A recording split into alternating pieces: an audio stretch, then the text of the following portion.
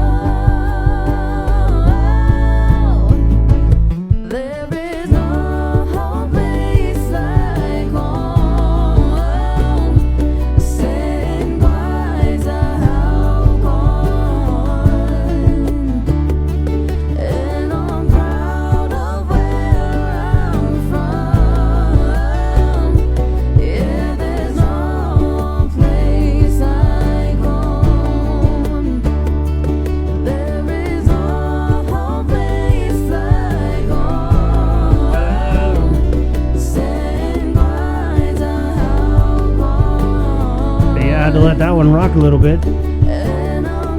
Good morning. Good morning, everybody. Good morning, Guam. Hope you all had a nice Easter, and if you're watching us off island, happy Easter to you. Yeah, I want to say happy Easter, everybody, in the mainland of Texas, California, USA, the States. Did you say Texas? I just said Texas, California, USA. I just kind of lump it all together. Oklahoma and Las Vegas. And Kansas. And Kansas. And my mom is in Kansas, What did you say, Jason? Connecticut. Connecticut. All right. Wow. Washington, D.C. D.C. Oh, we've got people watching online right now. Right. let me So just- good morning to all you guys, or good evening, good afternoon, happy Easter. I hope you guys find the golden egg and celebrate within reason. There are some places where people are celebrating Easter in the States where they can still gather. Really? Yeah, there's a few that haven't got stringent. Oh, can I just say, okay, a former colleague of ours, one of our most popular reporters ever, Gracie Kyanan, Yes. is a practicing attorney. Brown, She's actually got her Gracie own Brown. law firm right now in California. I don't know if you saw on Facebook, Bree, what she posted, but there was a organization that was going around Gracie's neighborhood. She's got two beautiful children, her and her husband, and they live in a nice area in California.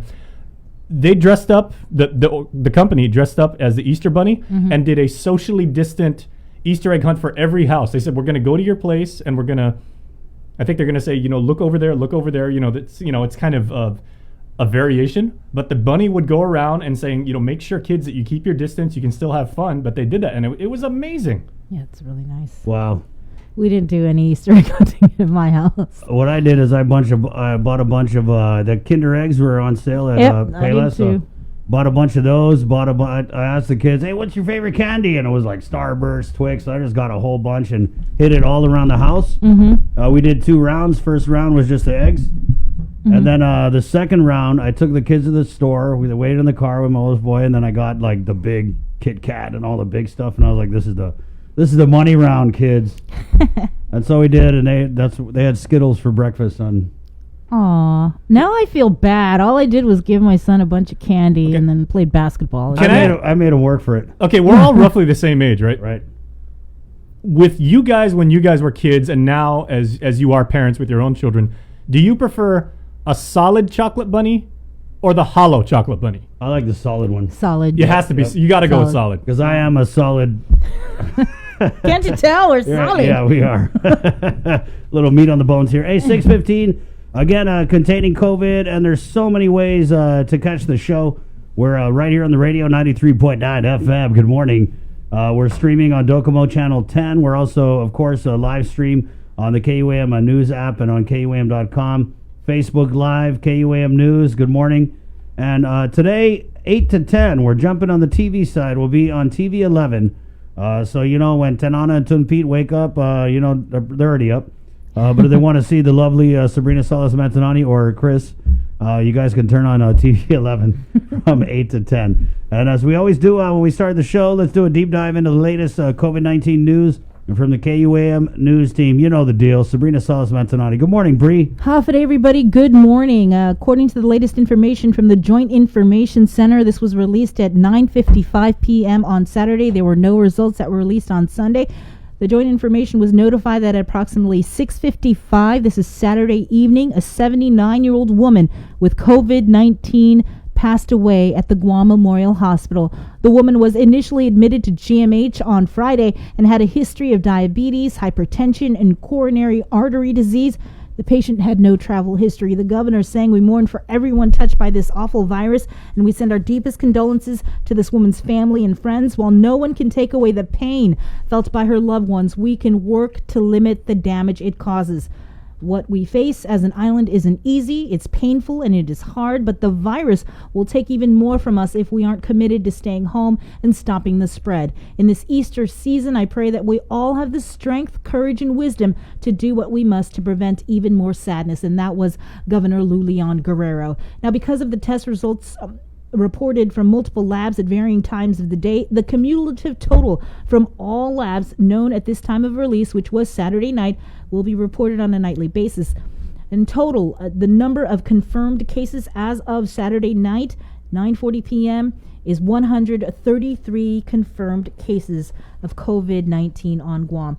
Meanwhile, on Saturday, Governor Lou Leon Guerrero announced that Guam now qualifies for both unemployment compensation programs that are included in the CARES Act.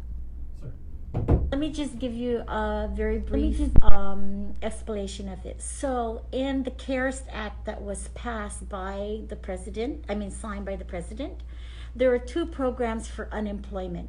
We qualify for those programs now. The first program is the Pandemic Unemployment compensation, and that is a program to be given to people who are unemployed. Although we don't have unemployment insurance here, we do qualify for the pandemic unemployment compensation. That is an amount that will look at the average payout of unemployment insurance, and that roughly is about $300 a week. The federal pandemic unemployment compensation is the one that we have been very aggressively working with the U.S. Department of Labor to clarify if Guam and the other territories are eligible for it. We just got word just about 10 minutes ago that Guam is eligible to receive the federal pandemic unemployment program. This is roughly about $600 a week. So these two programs, the federal pandemic unemployment compensation and the pandemic unemployment compensation, are two programs that we will be benefiting from. This gives us a total of about $960 a week. This is a weekly check that will be given to our unemployed personnel. These are individuals that have been either furloughed, removed, or hours are decreased. I think it's effective March 22nd. And so those people who apply and are approved and qualify would then be getting this amount weekly for 13 weeks, and then just the PUC for the remainder of the 39 weeks. It's a 39-week employment benefit. The federal pandemic unemployment is a 13 weeks benefit.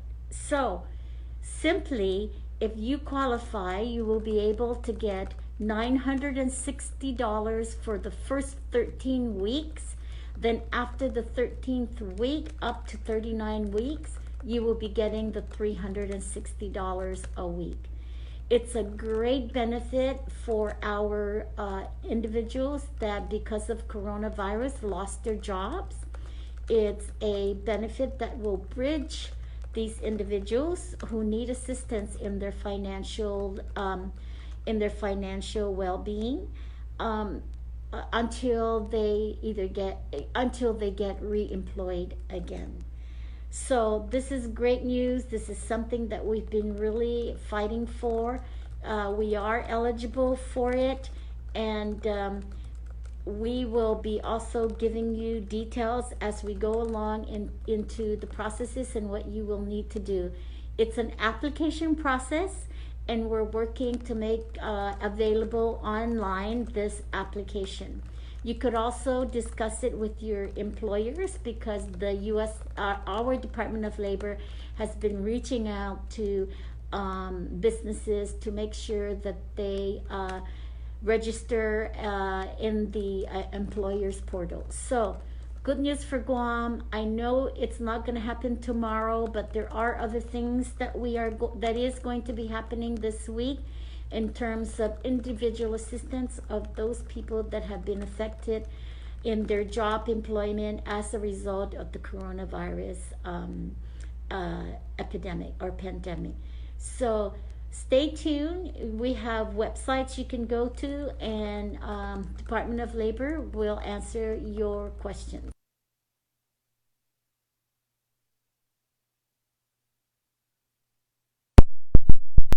Employment programs that are contained in the CARES Act. We are working to get Department of Labor Director Dave Delasola on the show today, because a lot of you have so many questions, and we'll try to get those answered when he comes on the show later. He is going to come on. He committed. I texted him Happy Easter. He said, yeah, I'll jump on. There's been a lot of rapidly evolving developments, obviously, so we'll get him on. I'll try to get him on after 8, so you guys, gather around the radio and all the streams and listen up. And then, of course, we'll be sure to get the info out to you after. All right.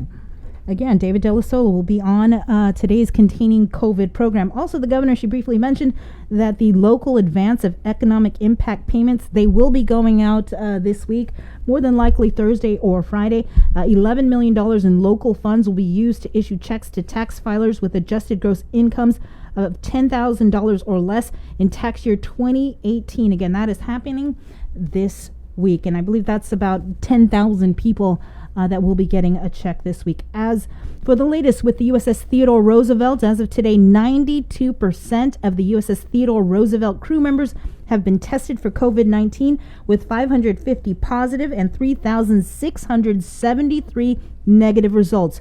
3,696 sailors have been moved ashore. And as we reported last Friday, one sailor was hospitalized and one was in the intensive care unit. Menumco retirees, some of who struggle with medical conditions and disabilities, showed up early on Saturday to wait in line at Naval Base Commissary, but were told they had to move their vehicles and leave the premises until the commissary opened. One thing about this issue going on is we're only allowed to come on Friday, Saturday, and Sunday. Then we make it, like a habit that we come early. But due to the fact when we come early and we park at the parking lot, they say that we're not allowed in the area.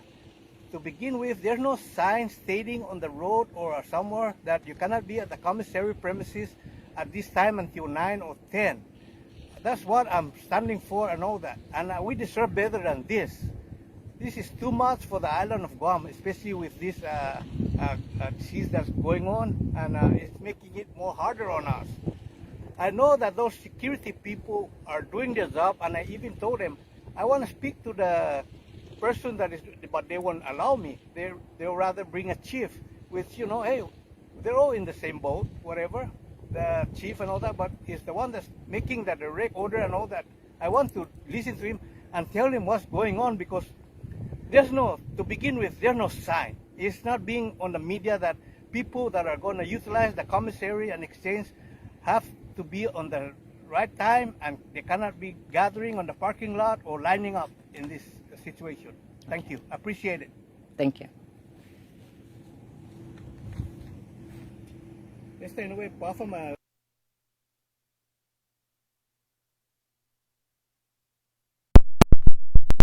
Waiting. And just following when we posted that story and we ran that story on Weekend Edition, Senator Kelly Marsh Tysono, she sent a second follow-up letter to Rear Admiral John Manoni, reminding him that the community of Guam is currently accommodating the military's stated need of individualized lodging for the sailors and airmen in quarantine, and that, quote, it is imperative that just accommodation of veterans likewise be developed by implementing measures for base shopping access. Senator Marsh Tysono writing, she's deeply disappointed that several weeks into our national and island states of emergency, Joint Region Marianas is yet to develop effective protocols to help ease issues of base shopping access for veterans, especially those with medical conditions and or disabilities and who are Menumco. After weeks of untenably long access lines to enter the base or base stores that sometimes required Menumco to wait for hours in the sun, just this morning, and this was Saturday morning, KUM reported indicated veterans being turned away at the Navy Commissary.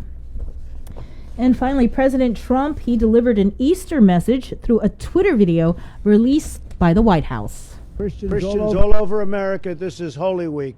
We remember the resurrection of Jesus Christ. So important. But this Easter will be much different than others, because in many cases we'll be separated physically only from our churches. We won't be sitting there next to each other, which we'd like to be, and soon we'll be again. But right now we're keeping separation. We're getting rid of the plague. It's a plague on our country like nobody's ever seen. But we're winning the battle. We're winning the war. We'll be back together in churches right next to each other. Celebrate, bring the family together like no other. We have a lot to be thankful for. Happy Easter, everybody. To us by one of our viewers. It's a poem by Irma S.N. Pangilinan. She's one of our followers on Facebook. She sent us this poem and that she wanted us to share with everybody. God so loved this world, he created, he gave us life to live and love each other. All he asked in return, observe the divine rules of thy Father. For as individuals and as a people, to be kind, to be humble, and to do good, to accept Jesus as our Savior and live again in brotherhood. But you must believe, though, that only He can take us out of this virus prison, for His only begotten Son had died for us, and the time has come today, for He is risen. And that was a poem by Irma S.N. Pangolin. And thanks, Irma, for sharing that with us. We'll take more poems. You guys got, COVID-19 poems, maybe a limerick or something. Shoot it all over, because people are getting creative right now. Yeah. Videos, anything. Please send it to us, and we'll share it with everybody. So I got to ask, how was your Easter? It was quiet. I didn't do a whole lot. I played basketball with my son. I gave him his candy.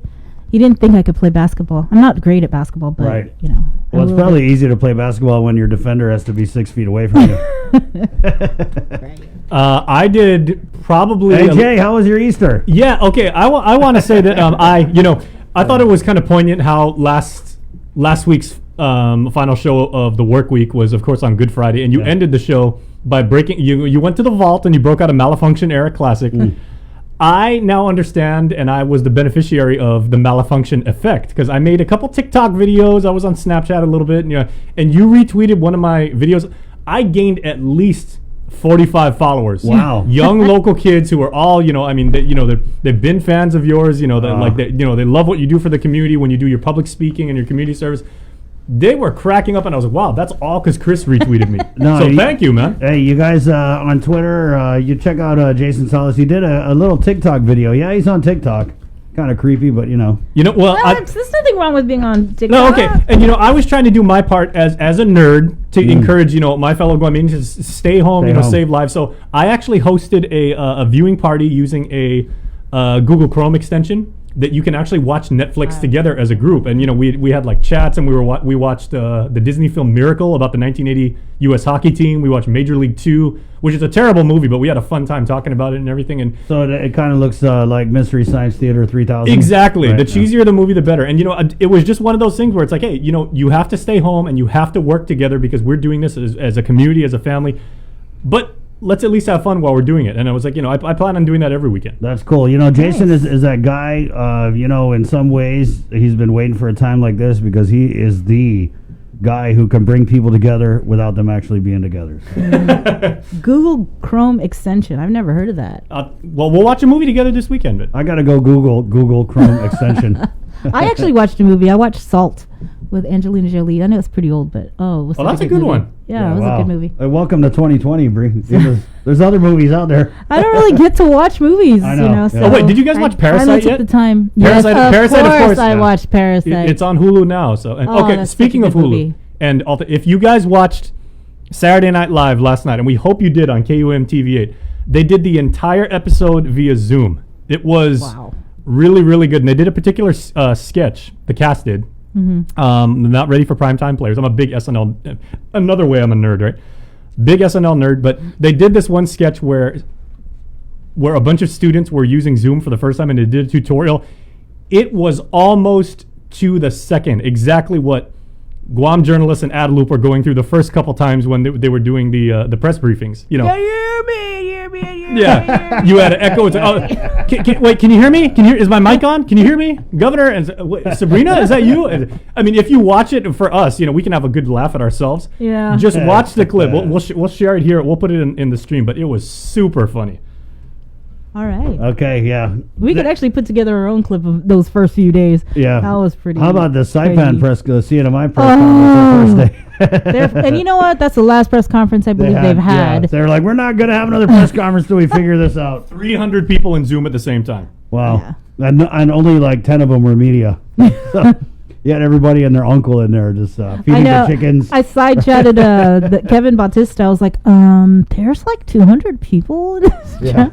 I didn't realize there were this many reporters. Yeah. Hey, 6:32. So, again, huge show. There was a lot of developments over the CNMI over the weekend. So, our Tomas Maglotnia is going to be on a little bit later. Also, a commitment from the Adjutant General, Esther Agagi, to call in 7 a.m. The National Guard involved with so much as we saw the first day of the what do we call it? Road closures. Yeah, not Don't call it a checkpoint. I know. It's a road closure. It seemed to be a checkpoint. It's a to checkpoint. me, I mean, but I think the governor in her press conference said that she doesn't have the legal authority to have a checkpoint, so because she's you not going can't to call it a issue checkpoint. citations, right? Right, But it was a checkpoint. You're right. Yeah, it was. So I had a debate with my oldest son, and when the boys, any kids, they get to be 16, whatever, it's like they know everything. And so he was trying to tell me, like, Dad, it's not a checkpoint, it's a road closure. And I was like, son, it's a checkpoint. He was like, no, look, Dad, the governor said she can't do a checkpoint because she doesn't have the legal authority, so she's going to do a road closure. So Saturday morning, when we started to get all the pictures of the checkpoint, Yeah. the cops and the guardsmen and looking at people, and he turned around, I sent him all the pictures, and I was like, so what does that look like to you? And he was like, checkpoint. For me, though, kudos to her to try and do something to get people to stay home. Right. So when I looked at it, I was like, where the hell is everybody going? Like, Yeah. shouldn't you be at home? I mean, is everybody going to go shopping all at once? It's Yeah. just like, stay Yeah. home. Where Yeah, are this- you going? And then yesterday, were there checkpoints yesterday?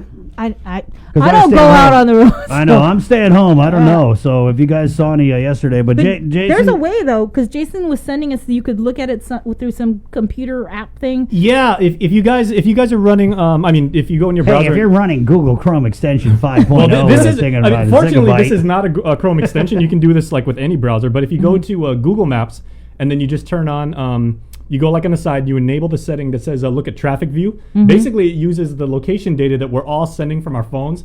And it does that like every couple of seconds. And what it does with that is it actually shows you traffic density and how smoothly traffic is going through the different places. So what I did is I went in there and I went on our WhatsApp group chat and I was like, hey guys, I just did these 4 screenshots of the 4 road closure, not checkpoints, the 4 road closure parts. And you can actually see that there was significant delays in those parts, maybe stretching about maybe a quarter of a mile, half mile. The Dedido one was not unexpectedly like the worst because there's so many people there. But interestingly, because I live in Jigo, right, so I was interested in Dedido, it was harder going back up into Jigo from Dedido than going from Jigo into Dedido. And my only theory behind that is a lot of people probably went out before 10 and said, it's not going to be that bad. And then when 10 o'clock hit, the road closure opened, people got stuck trying to get back home. I knew it was going to be bad already because, we've been talking about this ever since all this stuff shut down. You can see there's still a lot of people. I don't know if they're going to work or they're just going to do a morning stroll, but I already knew it was going to be bad. And when we got the pictures, you're talking, 50, 100 cars backed up. But yeah, so if you guys want to see that, I was more hopeful that people would stay home. Yeah, go to our Twitter feed right now. You guys can see those satellite images. It's really cool stuff. So twitter.com/KUA News. But yesterday, I had to dash away really, really quick to come in here to the office to set up the tech gear that we use to do this very show.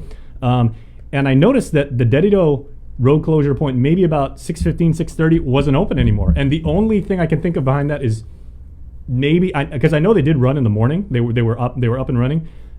Maybe the governor gave them Easter evening off to be with their families or something like that. But I was surprised and it wasn't there. Yeah, well, when we get Adjutant General Agagi on, we'll be sure to ask her because the guard is pretty involved in this. Yeah. Road closures. So there, I feel like the whole morning we're going to be trying not to say checkpoint. Yeah. There might be a fine or something. Well, we might get a $5,000 I forgot to fine. mention, senators go back into emergency session at 9 a.m. And 2 of the bills that are on the agenda is the one that gives her the authority to have these limit traffic control, these checkpoints, and then curfew and a couple other things. Right. Yeah. So there's a lot of developments with that we'll talk about here. Mm-hmm. So yeah, we'll find out from Adjutant General. But there was a script that they had that they were reading off. Do I have that? I have it if you don't. Okay, go ahead. Let me just read this off to you. I thought it was pretty interesting. And all of this having a script, and I'm pretty sure it's got something to do with if they misstep in any way, then they're opening themselves up to being sued for, I guess. You guys want me to show it on screen? I have it right here. Okay, yeah, could you? I'm going to pop it up. That's Saturday, right? There's so much in the chat this Here weekend. it is. I found it. Oh, thank you. Okay, it says, script. I wonder if anybody read that. Holiday. As of today, nearly 85,000 people, including 4 right here on Guam, have died from COVID-19, but that was Saturday, so or early Saturday, so now it is 5. 5. Pursuant to the Governor's Executive Order 2020-10 and in response to the public health emergency, this road is closed except for certain purposes. You may use this road if you are going to or returning from work, a medical facility, grocery store, or other essential activity. Where are you headed to?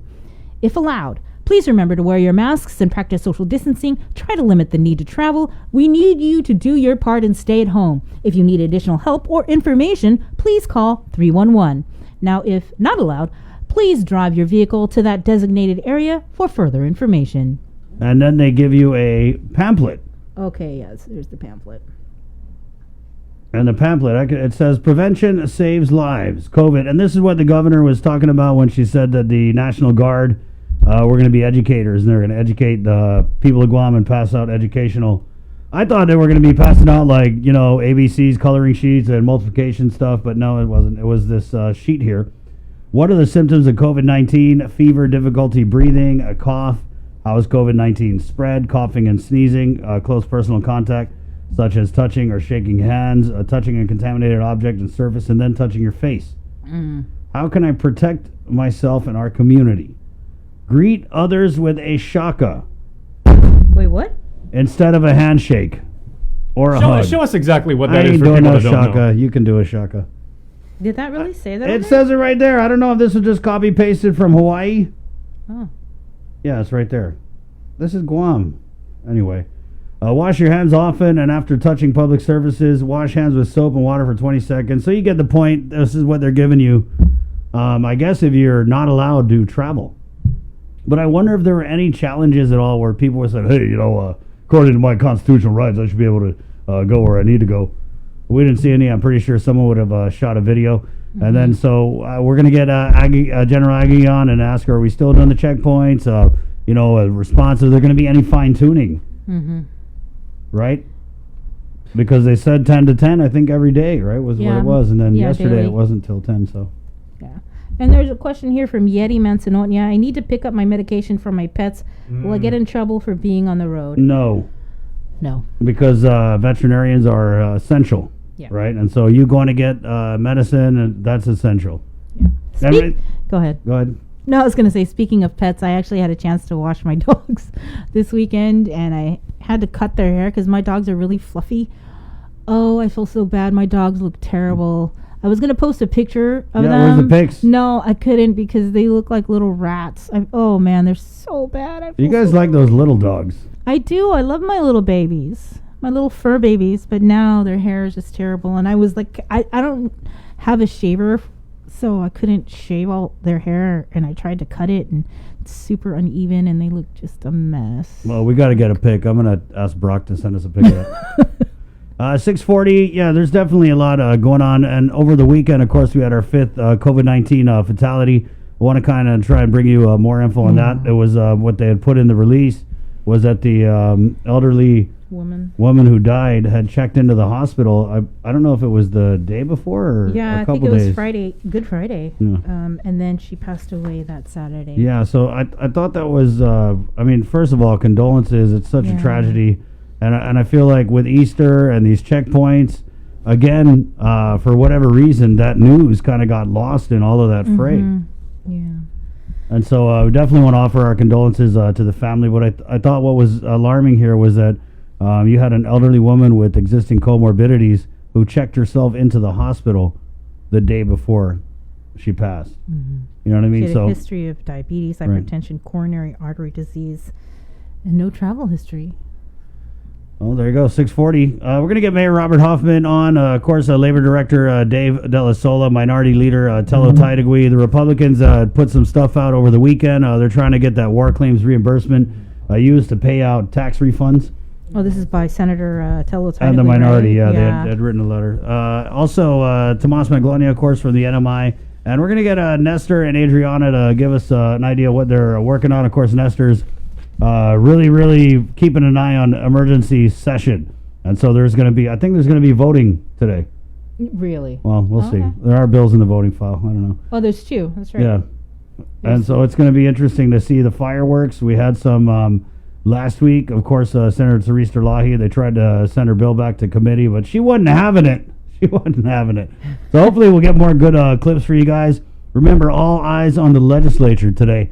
It's 6:41. It's Containing COVID, the KUAM News takeover of Guam's favorite. Good morning.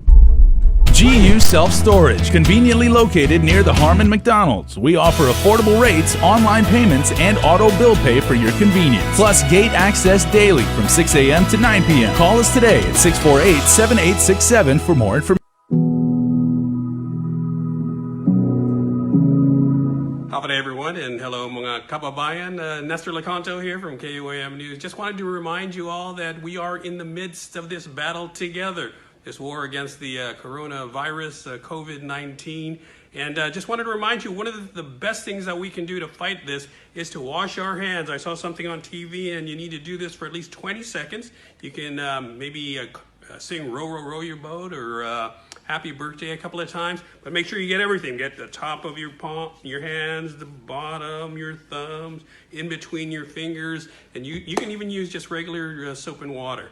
But just wanted to remind you that we're all in this together. We're going to get through this. And finally, stay home. That's very, very important. Nestor Lecanto for KUAM News.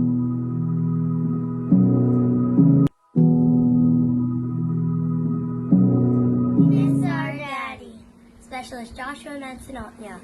I can't wait for him to come home. Keep us safe and stay home. I miss my daddy, and I can't wait to see him. So keep us safe and stay home. Dab.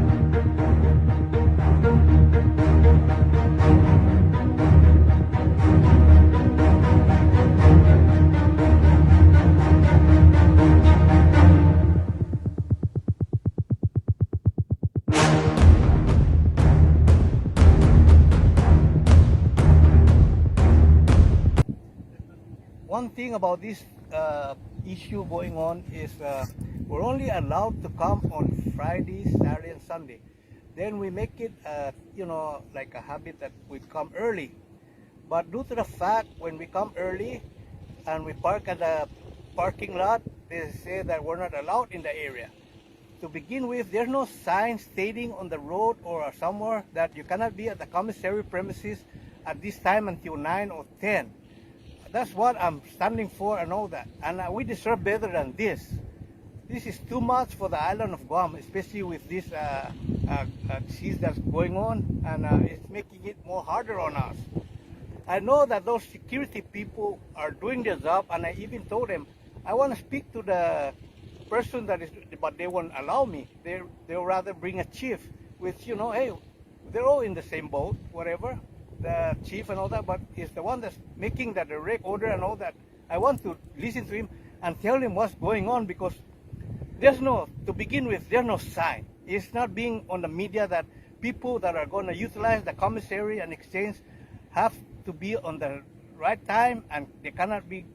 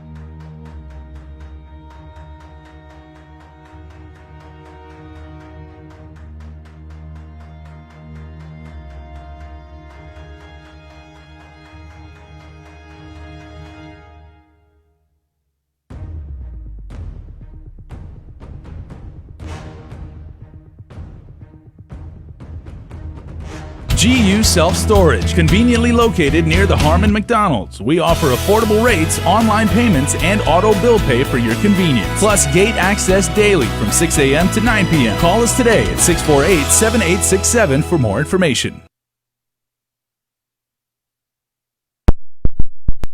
Another day, heaven can wait, heaven can wait, heaven can wait, heaven can wait, another day, heaven Hey, can just one of the wait, tracks. You heaven catch can a great wait, live heaven version can wait, from Daryl heaven Garcia. can wait, heaven can Stay wait, Home Live heaven Local can Fridays. wait. What a show that was Friday. Yes. Awesome. So, Thank you to all our musicians. Right, and they've been really stepping up like so many people. I just want to recognize everybody. You know who you are. Everybody who took a look around and saw that, people needed somebody, and they stepped up. So thank you so much. It's Monday, the 13th day of April, day 27 of stay-at-home, quarantine, social isolation, of course, ramped up. Now the checkpoints, are we going to have them today? Don't know, but we are going all the way till May 5th. But remember, everybody says that that is just another one of those tentative finish lines. That's right. This could go on. We're not sure. Yeah, we had Dr. Hoa last week talking about how this could stretch into the end of the year. Yeah, and even I think it was Khalili Sablan on his Facebook page, the CNMI congressman. Right. He posted, I think it was Saturday or Friday, that he had gotten off a phone call with, I think, with the Vice President Pence. I'm going to read it. I got it. Okay. I'll stand by. Let's read this here. Yeah, so this is from Congressman Khalili Sablan. He's a CNMI delegate. His Facebook. After our teleconference with Vice President Pence and his COVID-19 team, I organized a teleconference with FEMA for the insular areas members of Congress, Mr. Fenton for American Samoa, Guam, and the NMI and FEMA region heads for the U.S. Virgin Islands and for Puerto Rico. Among the several issues Mr. Fenton highlighted, he also mentioned that Guam and the Northern Marianas, based on statistical models, are deemed to be at their highest peak of infection sometime around late May to mid-June. Thus, we're about a month away from when models estimate that COVID-19 infections will be at its highest at home. In the meantime, we could all lower this high peak estimate by staying indoors and by wearing a mask and safe distancing from others when we absolutely have to leave our homes to pick up medication, groceries, school meals, and student learning packets. But keep in mind that what we do today is what determines what takes place in 2 weeks. Thank you and stay safe. What a message there from the CNMI delegate, Khalili Sablan, who we are going to be interviewing Thursday with this guy right here, Tomas Manglotnia, our CNMI correspondent. Good morning, Tomas. Hi, Tomas. Good morning. A lot of things happened over the weekend. I noticed you were sending us stuff from, I think it was the mayor of Tinian. And, we still haven't heard anything from the CNMI governor's office regarding the latest on confirmed tests over there, and also just with the announcement of the furloughs and the PSS employees not getting paid. What's the latest over there? Yeah, and so I wanted to share, I know some news out of the public school system released late last week, the grab-and-go meal distribution on the islands of Saipan, Tinian, and Rhoda will recommence this week. That will resume the grab-and-go meal program here in the CNMI Thursday, April 16 for Saipan, Tinian, and Rhoda. Also wanted to share that over the weekend, the CNMI Governor's COVID-19 Task Force Chair, Warren Villagomez, updated the public that the 50-bed field hospital is nearing completion on Saipan to assist in the supplemental efforts for medical response. The governor's office also notes that the CNMI might be the first territory to set up the field hospital and resources that were flown in by FEMA. The task force also reports that some Tinian and Rhoda residents are finally returning home after completing the 14-day quarantine since their arrival into Saipan from overseas. So 5 residents were flown back to Rhoda and 1 to Tinian over the weekend. Governor Ralph Torres also followed up on his request to the National Guard Bureau to establish a National Guard unit in the CNMI, especially as additional support is needed in response to COVID-19 global pandemic. The governor saying in the press release, quote, having a National Guard that can go into action providing security and relief during the disaster is invaluable, end quote. The governor also added that health and public safety personnel and resources are being stretched to the limit here in the CNMI. That plea from the governor comes as the NMI Congressman Kilili shares grim projections for the NMI's COVID fight. Bree and Chris, as you both shared, he said that the NMI might see its highest peak of infection sometime around late May to mid-June. These are the first projections we are seeing for the CNMI as Saipan works to have testing capability beyond the 5 tests a day provided by the Guam Public Health Lab, in addition to those sent off island. And so, how are they trying to do that, Tomas? Because yeah, you're right. I mean, 5 tests a day. Clearly, that's not going to be enough for the CNMI to be where they need to be in containing this virus. Definitely, and so Esther talked a little bit about this in our last interview. We're hoping to get more updates today. We know that they're working to get facilities up to par. But I think a lot of people are happy to see this also this grab and go meal distribution program resume. I think that April 16. So we can share more updates on the specifics. But right now, based on what I have, it says free meals for all CNMI children ages 18 and below, Monday to Friday, 9:30 to 11. However, that starts this Thursday, April 16. It will resume on all 3 islands, Saipan, Tinian, and Rota. What was the could you know anything behind the scenes, how they came to that decision? Because we had know that they did cancel it, and then was it just the need was demonstrated to be just so great that they had to reinstitute it? Yeah, and so what I'm seeing being reported is that the initial reason for the termination for the grab and go meal program in the CNMI was because of manpower. So I think now they have the volunteers and the numbers, and probably, are enforcing stricter measures in terms of, social distancing. But excited to see that back up. I know that was a huge thing that we've been talking about in the past few weeks, especially, as cases increase. Mm-hmm. Has there been, you may have mentioned this before, but if you could refresh my memory, in terms of the field hospital, where exactly is that located? Is it indoor, outdoor?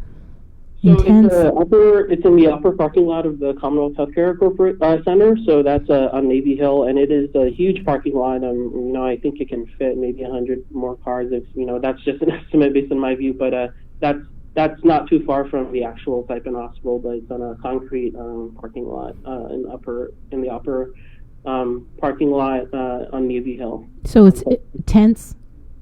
Yes, and if you go to the CNMI governor's office, they're actually doing some video of what they're building in it, and it does look like yes, they're going to be about 6 tents, and based on the last update, the task force chair here in the CNMI, Warren Villagomez, said they're probably going to complete as of today probably 3 of those 6 tents, but I'm sure we're going to hear more from them later. Okay. How was your Easter, Tomas? It was great. Attended.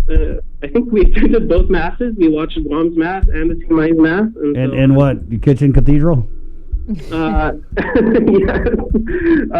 It was fun. We just baked some ribs and celebrated each other in Easter. And how's your Easter though? It was good. It was weird. I didn't cook anything. I mean, obviously Easter, I make a big meal. I didn't. The kids just pretty much stayed at their other house, and I was alone most of the day. But did it look like people were gathering? I mean, I know you stayed home as you should, but I felt like on social media, either you guys had a lot of big families with big spreads of food, or you were gathering. So I don't know what it was like there in the NMI, Tomas. Yeah, you're right. I didn't go. I probably saw everything you saw online, but hoping everyone just continues to stay home and as you always say, wash your hands. Wash your hands, right on. So what are some of the things that you're trying to track down for us today, Tomas? Yeah, well, first I'm trying to get an update with how many specimens we've, actually sent. So far all the numbers we have are from April 8, and I think that's kind of, outdated by now.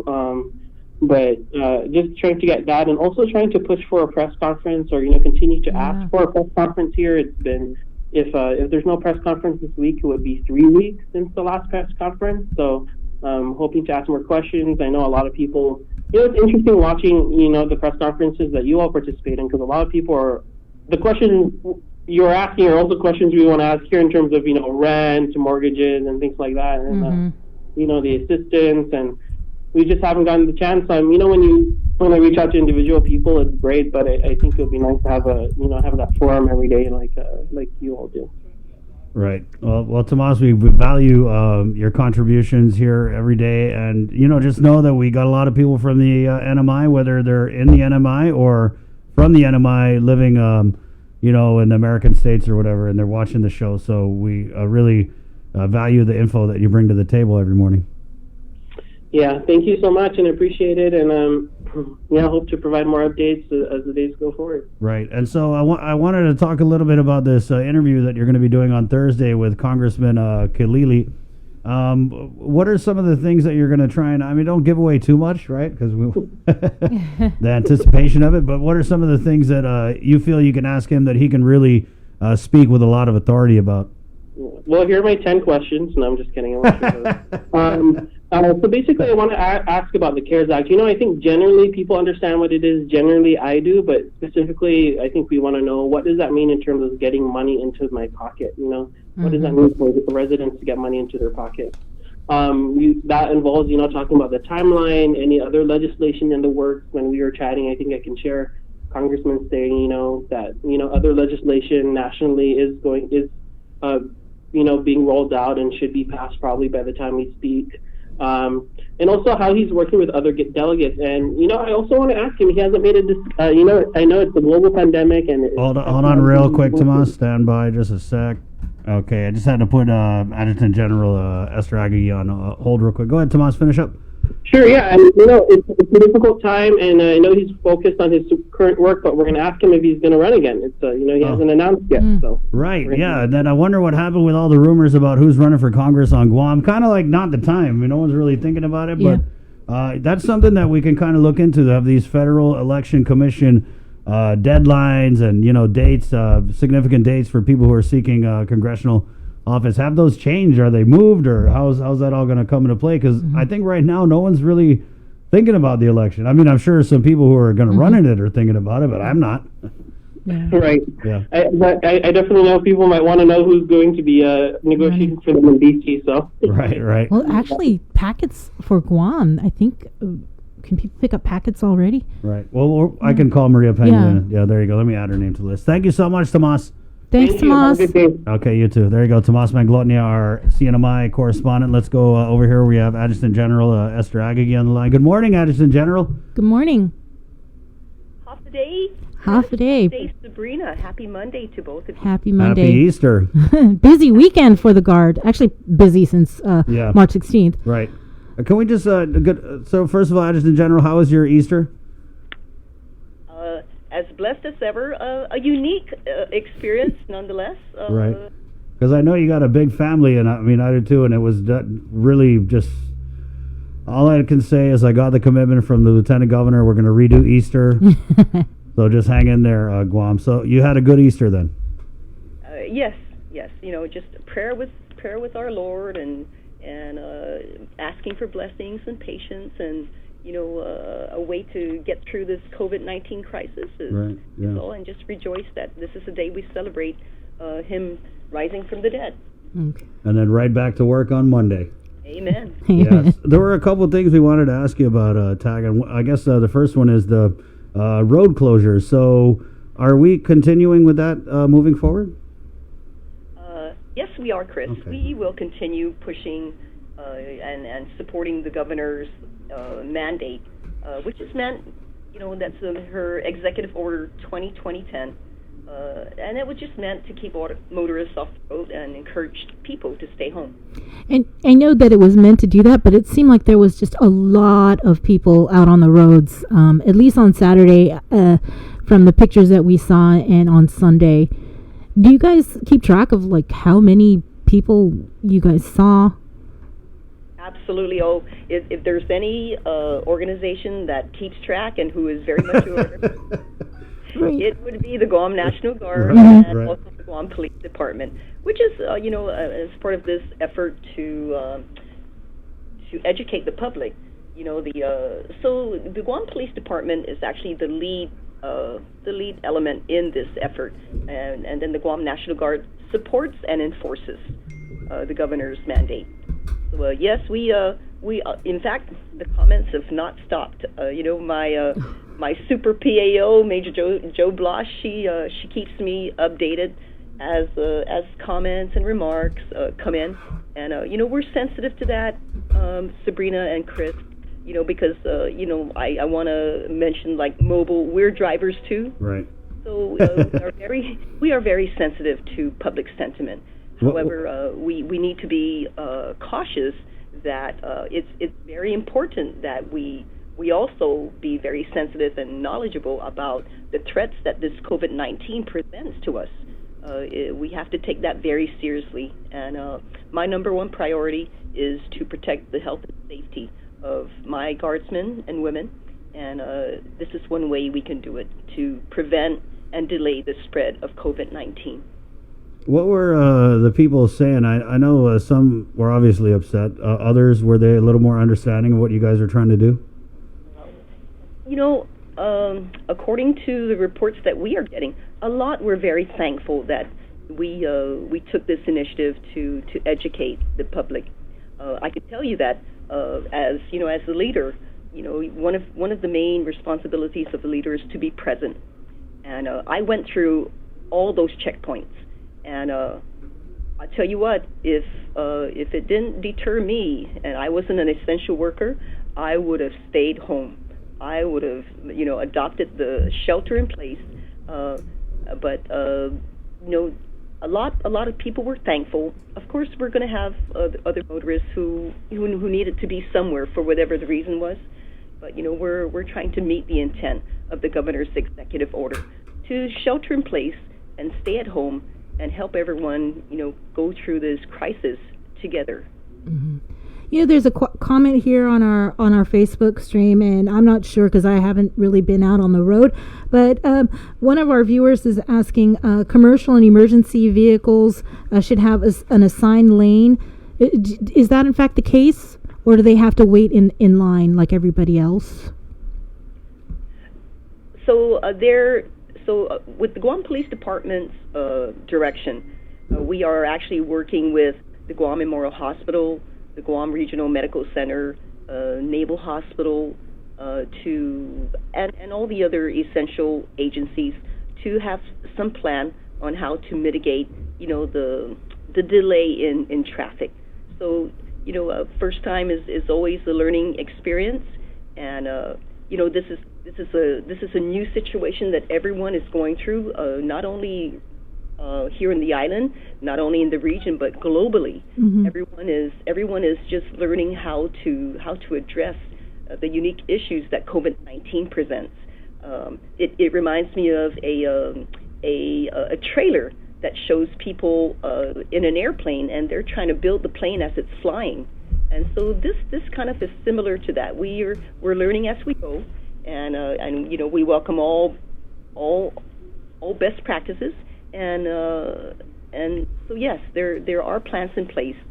For example, we could probably consider, rather than just one lane, maybe 2 lanes, and then rather than just one National Guardsman reading a script, maybe we can have 3 National Guardsmen reading the script at the same time. That way, maybe as soon as 3 cars are done being educated, then they can proceed forward. And then the next 3 will come. The next 3 will come. So we are definitely sensitive to public sentiment, right. But also, in keeping with the governor's executive order, for people to encourage people that if you don't need to be on the road, please stay home. And right. help us. Yeah, and that's the thing. I mean, we totally understand it.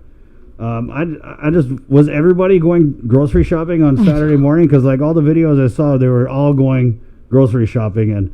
And how much can you guys do in terms of really questioning these people while, staying in your lane, so to speak? Chris, we can only do as much as the governor's authority allows us to. So, the road closures are is different from a checkpoint, and they are not a checkpoint. And so, this road closures gives the governor her existing authority to request that people be educated. Mm-hmm. the penalty for not being on essential business is our opportunity. It's not a penalty at all. It's just an opportunity for us to educate the public based on the authority that she has. Right. So, I think maybe everyone was just preparing for Easter like we normally do. That's just how we're used to doing things, and people just wanted to go about and prepare for this significant celebration, and maybe they thought that they could just go about, but this puts us in a pause for a minute, maybe for some people for more than a minute, but we're meeting the governor's intent to educate the public about staying home and helping us address the COVID-19 crisis. I did want to ask about the CNMI governor. He put out a request for the establishment of a National Guard in the CNMI. Is that something that we would see the Guam National Guard, if it is granted, be, I guess, going over there and helping them out? And show them how it's done, maybe? We are always open to assisting, our government in furthering, defense support to civil authorities. And although I peeked at the article, I didn't read it in its entirety. But our brothers and sisters in our neighboring islands, have always been very close, near and dear to our hearts. And we would love to help in any way we can. And we'll put the 800-pound brains together, and we're going to figure out how to proceed with the One Marianas concept. But we are open to helping our neighbors, and that's what the National Guard is all about. We have a bumper sticker that says it's neighbors helping neighbors, it's civilians helping civilians, and so that's why it's just so important that the National Guard in each state answers the call to each governor's unique situations. It's the best recipe for helping states and the residents that live in that state. I also wanted to follow up on, we received this information last week regarding the Guard members that returned from Egypt. It was last Sunday, I believe. And then I guess there was some sort of technical error, and according to Major Joe, they were trying to resolve this issue by, I believe, today. Have you heard anything else on that? Or do you have a follow-up? So the follow-up is that, yes, that situation happened. I'm trying to do two phone calls at one time. So nice ringtone. Oh, thank you. Yes. You recognize that right on. Yes. So, Sabrina, getting back to answer your question. So the situation just involved an administrative process that was corrected very quickly by one of our very own National Guardsmen who was working up at the National Guard Bureau. So we identified the administrative procedure quickly, and we called our counterpart, and it was immediately addressed and fixed. And I am proud and happy to say, as of today, I believe that issue has been resolved. All right, that's good to hear. Is there any other updates that you wanted to share with the community?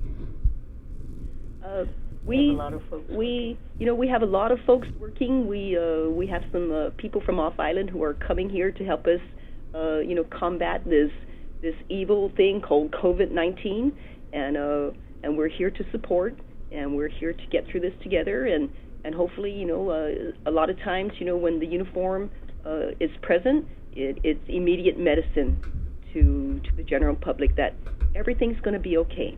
This is temporary. And, when everyone works together and nobody cares about who gets credit for it, it's amazing the things that we can accomplish. So, and speaking of amazing things, I just want to do a public shout out to you, Sabrina, and you, Chris, for doing amazing things to keep the public informed, but I think most importantly to keep the public calm and help us restore that confidence in government that we so desperately need at this point in our lives, at this conjuncture. We we're in this battle, we're in this war against COVID-19, and it's going to take every single one of us to come to win it. So thank you. Thank you again. I'll be delighted to come back on your show probably another week from now. Right. But that's the update, and the usual. Wash your hands. Keep your distance. Put favor. Saga kigimamizu. Yeah, stay home.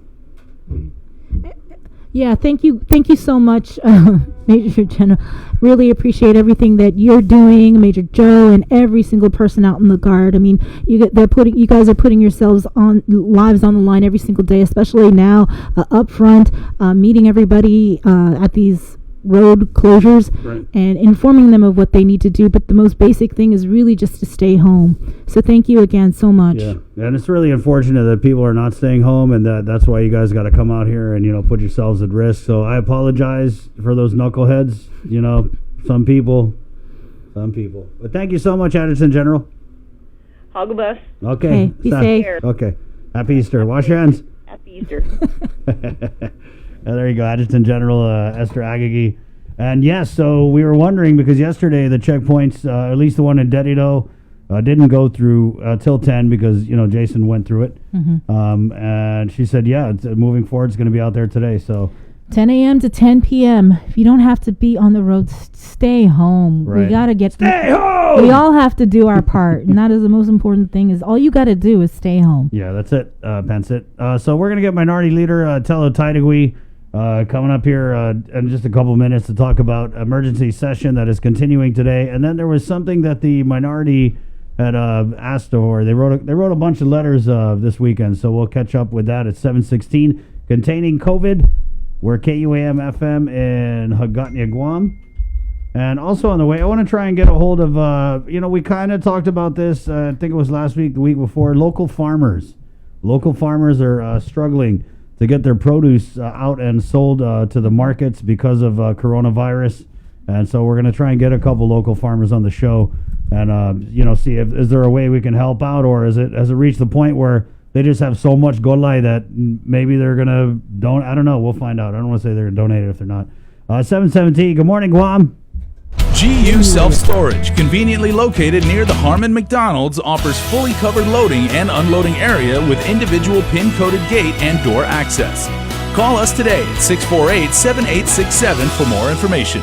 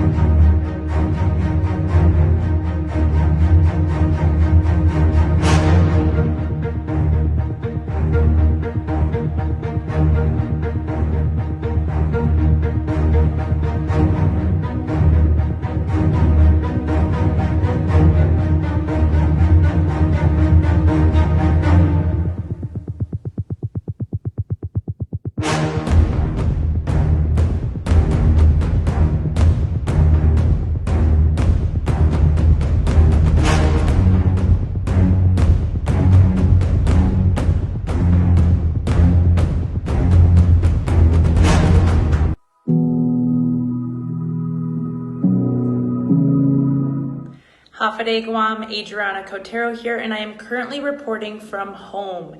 And I encourage every single person in this community to stay home. COVID-19 cannot survive if we do not feed it, and that means staying home and washing our hands. Now, I know I've heard people my age in their mid-20s say, it's okay, we're young, we're healthy, we have strong immune systems, we could fight it. That's not true, and we also don't know who we could potentially be exposing. The only way that we can fight it is if we stay home.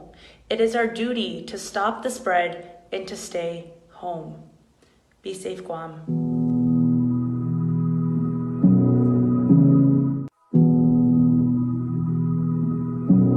Today, the soldiers and airmen of the Guam National Guard are working hard to fight this coronavirus battle. You can help us win this war. Please stay home. Saga Gigimatmizu.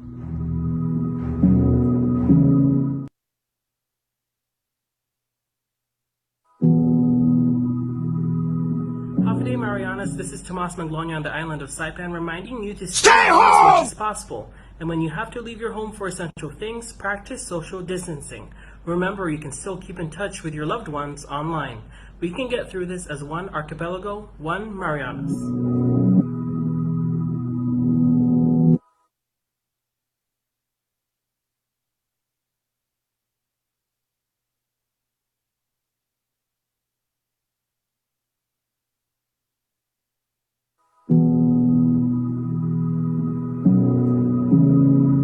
Day, Guam. My name is JJ Ambrose. That's Juliet. This is Isabella. And that's Applejack. For the last 2 weeks, pretty much since she was born, we've been stuck at home in quarantine. I miss my friends. I miss family. I miss going to the beach. And I definitely miss going to school athletics. But the silver lining is I get to spend more time with them. We've been catching up on homework, working out, and I've been changing a whole lot of diapers. But I know there's an end to this. We've been doing our part. We're asking you to do the same thing. Let me just give you a very brief explanation of it. So in the CARES Act that was passed by the president, signed by the president, there are 2 programs for unemployment. We qualify for those programs now. The first program is the pandemic unemployment compensation, and that is a program to be given to people who are unemployed. Although we don't have unemployment insurance here, we do qualify for the pandemic unemployment compensation. That is an amount that will look at the average payout of unemployment insurance, and that roughly is about $300 a week. The federal pandemic unemployment compensation is the one that we have been very aggressively working with the U.S. Department of Labor to clarify if Guam and the other territories are eligible for it. We just got word just about 10 minutes ago that Guam is eligible to receive the federal pandemic unemployment program. This is roughly about $600 a week. So these 2 programs, the federal pandemic unemployment compensation and the pandemic unemployment compensation, are 2 programs that we will be benefiting from. This gives us a total of about $960 a week. This is a weekly check that will be given to our unemployed personnel. These are individuals that have been either furloughed, removed, or hours are decreased. I think it's effective March 22nd. And so those people who apply and are approved and qualify will then be getting this amount weekly for 13 weeks, and then just the PUC for the remainder of the 39 weeks. It's a 39-week employment benefit.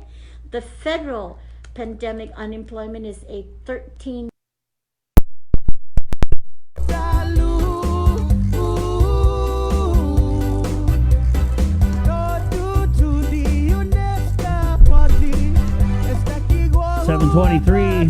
Containing COVID. Good morning, Monday, day 27 of trying to fight and battle this virus with us staying home. Reminding you, senators get ready to head into emergency session today, presumably to address bills that would give the governor more powers to lock us down. We're reminding you, we don't need to go to session. We have the power already, our God-given right to stay home. So just stay home.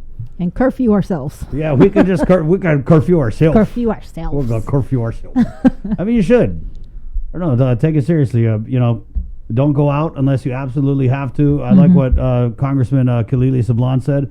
Don't go out unless you're going to buy groceries or medicine or any other life essential thing. Going over to check your party, it's not really that essential.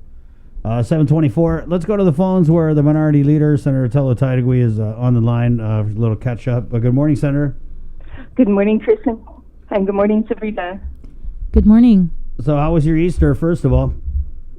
Very quiet. I was able to have a little fish kelaguen, which is traditional, and the best part was I had some mungo beans and my favorite eggplant and coconut milk. Oh yeah. man, So Wow. I had that in front of me while I was studying all the bills and looking over all the information that I received through the mail, especially for Bill 335 and 336. So These are the governor's bills, right? Yes, this is a, well, I wouldn't say the governor's bills, but technically, yes, you're right, Sabrina. It was introduced by Amanda Shelton, and then the other one was by Tina Barnes. So one of them is Barnes. the curfew, and then one is the the other one is a checkpoints. violation. Yeah, Okay. Right. exactly. So did that all day yesterday, and getting ready for session this morning. Okay, I want to just back up before we get to session. I know you guys had shot out some letters trying to get the war claims reimbursement that's coming to Guam, trying to use that money to pay out tax refunds. Can you just give us the info on that? Well, we sent a letter to Assistant Secretary of Interior Doug Dominich, as well as Doug Holster, Deputy Assistant to President Trump. And we met these individuals while we were in Washington, D.C., and created a contact between each other. And basically, we're being proactive. We're trying to do our part. We know that the Trump administration is Republican, and we're trying to reach out to them via party and ask them to please expedite the work claims coming to us. We're hearing two different things. We hear that it might be coming in 2 weeks, and then someone said it might be coming in 3 weeks. So what we're doing is our part and reaching out to them to ask them to please expedite these funds to Guam, because God knows we need it. Right. And so what tax refunds, because I asked the governor this last week, kind of got ran over on it, but tax refunds, from when are you trying to pay them?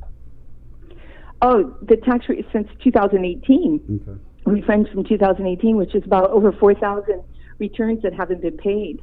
The administration said they should be up to date by the end of this month, but that still leaves quite a bit of tax refunds that need to be paid from 2018 still. And as we go in, I believe there was like 640 plus tax returns for 2019 that were already filed that have no discrepancies on it. They're clean and ready to go. And we all know that this is an infusion in not only to help those individuals, out there to purchase the food they need or gas or whatever they need right now. It will help. And it's most importantly, Chris and Sabrina, this money belongs to them. It's their money. We made that clear in passing the budget bill. In the beginning of the budget bill, it says that it shall be priority for the governor to pay out tax refund funds. That shall be priority. And unfortunately, it hasn't been. Senator, let me ask you, because that I know there's tax refunds that were filed in January that are we just trying to clear the house? Do you support any kind of effort to pay out refunds earlier than the 6-month timeline implemented by the court? Oh, absolutely. This is we know we need this money, so absolutely. Okay. But anyways, we'll see what happens, but we need to do our part, right, and be proactive and ask the federal government to please expedite that war claims refund right away. And I wish, we're going into session, and I don't know how we're going to be able to get the administration to come into session as well to discuss our financial situation, where this money is coming from. It behooves me to see that last week when we go in on Thursday, while we're in session, that the governor found $11 million, to pay out. That was very shocking, because we've been trying to tell her, hey, you have the money. You have the money to pay out these tax returns right now. And so I'm curious, but I don't know if we're going to have an opportunity to have BBMR or DOA come into the session hall today. And that's interesting, because I wanted to see, there was something that Senator Joe San Augustine had mentioned on the floor last week when they were discussing Senator Therese Talahi's bill regarding the governor's transfer authority, and she hadn't reached that threshold. And I believe he said right now she had spent $10 or $11 million. And I'm wondering, do you know what exactly is that threshold with her transfer authority that she can spend up to? I believe it's 15% she has transfer authority, and if you look at how much money we passed in the budget bill of that 15%, you're looking at about $80 million worth of transfer authority. Okay. Now, in March 11th, I believe, when we went into session regarding the coronavirus fund, we had the opportunity to question DOA, Mr. Byrne, regarding this. And we asked him first the rainy day fund, how much was in the rainy day fund, how much money was in there. And, Senator Teresa was trying to get this answer from him, but he really wasn't answering the question. So there was a lot of information on that March 11th session. Oh, I see. To prove that they're not giving us the information, in other words. Mm-hmm. Have you seen this letter? I just pulled it up. It's on the legislature's website, dated April 2nd. The governor writing to the speaker regarding a notice of transfer funds in the amount of $7 million to address the mandatory quarantine protocol and the temporary hospital program. And so what it looks like is she's taking money from UOG, GCC, Public Health, the Commission on Decolonization, GPD, Corrections, Youth Affairs, Military Affairs, the Office of Technology, and again, she's transferring into the Office of the Governor, Guam Homeland Security, for this temporary hospital program and mandatory quarantine. Have you seen that? This is a letter from the governor. Is this separate and apart from the $4 million that she offered? Yeah, right. This is a new one. Yeah. Yep. There's a requirement by law that the governor within a certain amount of days must provide the legislature where she's pulling this money out and transferring it out. So, yeah, she's definitely pulling from other agencies for the needs that she has right now. Senator, has there been any conversation, and what do you anticipate the governor is going to say when she gets wind, if she hasn't already, of this effort for you guys to kind of like earmark the war claims reimbursement to pay out tax refunds? I saw that bill that was introduced by the speaker. It's the same bill that I introduced, 322, regarding the tax refunds and using war reparation as well as excess revenue. My bill also included a stimulus package for Guam to actually provide funding, kind of like what they did for Bill 181 on the war reparations, when she fronted the money up front and then was reimbursed later. And the same thing, the bill that I provided would do the same. Now, if the governor is going to be using, and her intent was to use the war claims to pay out the stimulus, the CARES Act now, the $1,200 and $500 now, to the individuals, I guess the revenue of $10,000, I think it was. This is for individuals with adjusted gross income under $10,000. Under $10,000, then that's pretty much going to wipe it out. But then again, if she says she's going to do it within a week and a half, I hope that the war claims money gets here, because as you can see, both of you can see, she's pulling out from other agencies on transfer authorities to pay other bills. So this is a balancing act that's being performed here. And if you're not careful, you're going to look at a payless payday or any kind of money needing to fund other agencies. Essential agencies are not going to be there. I think they're just kind of just waiting for that $130 million to come. Yeah, it's going to cover everything. We all should start praying for that one, lighting a candle for that one. Let's start a novena. Let's go to the session now. Can we just start with your take session last week, and then what you anticipate today?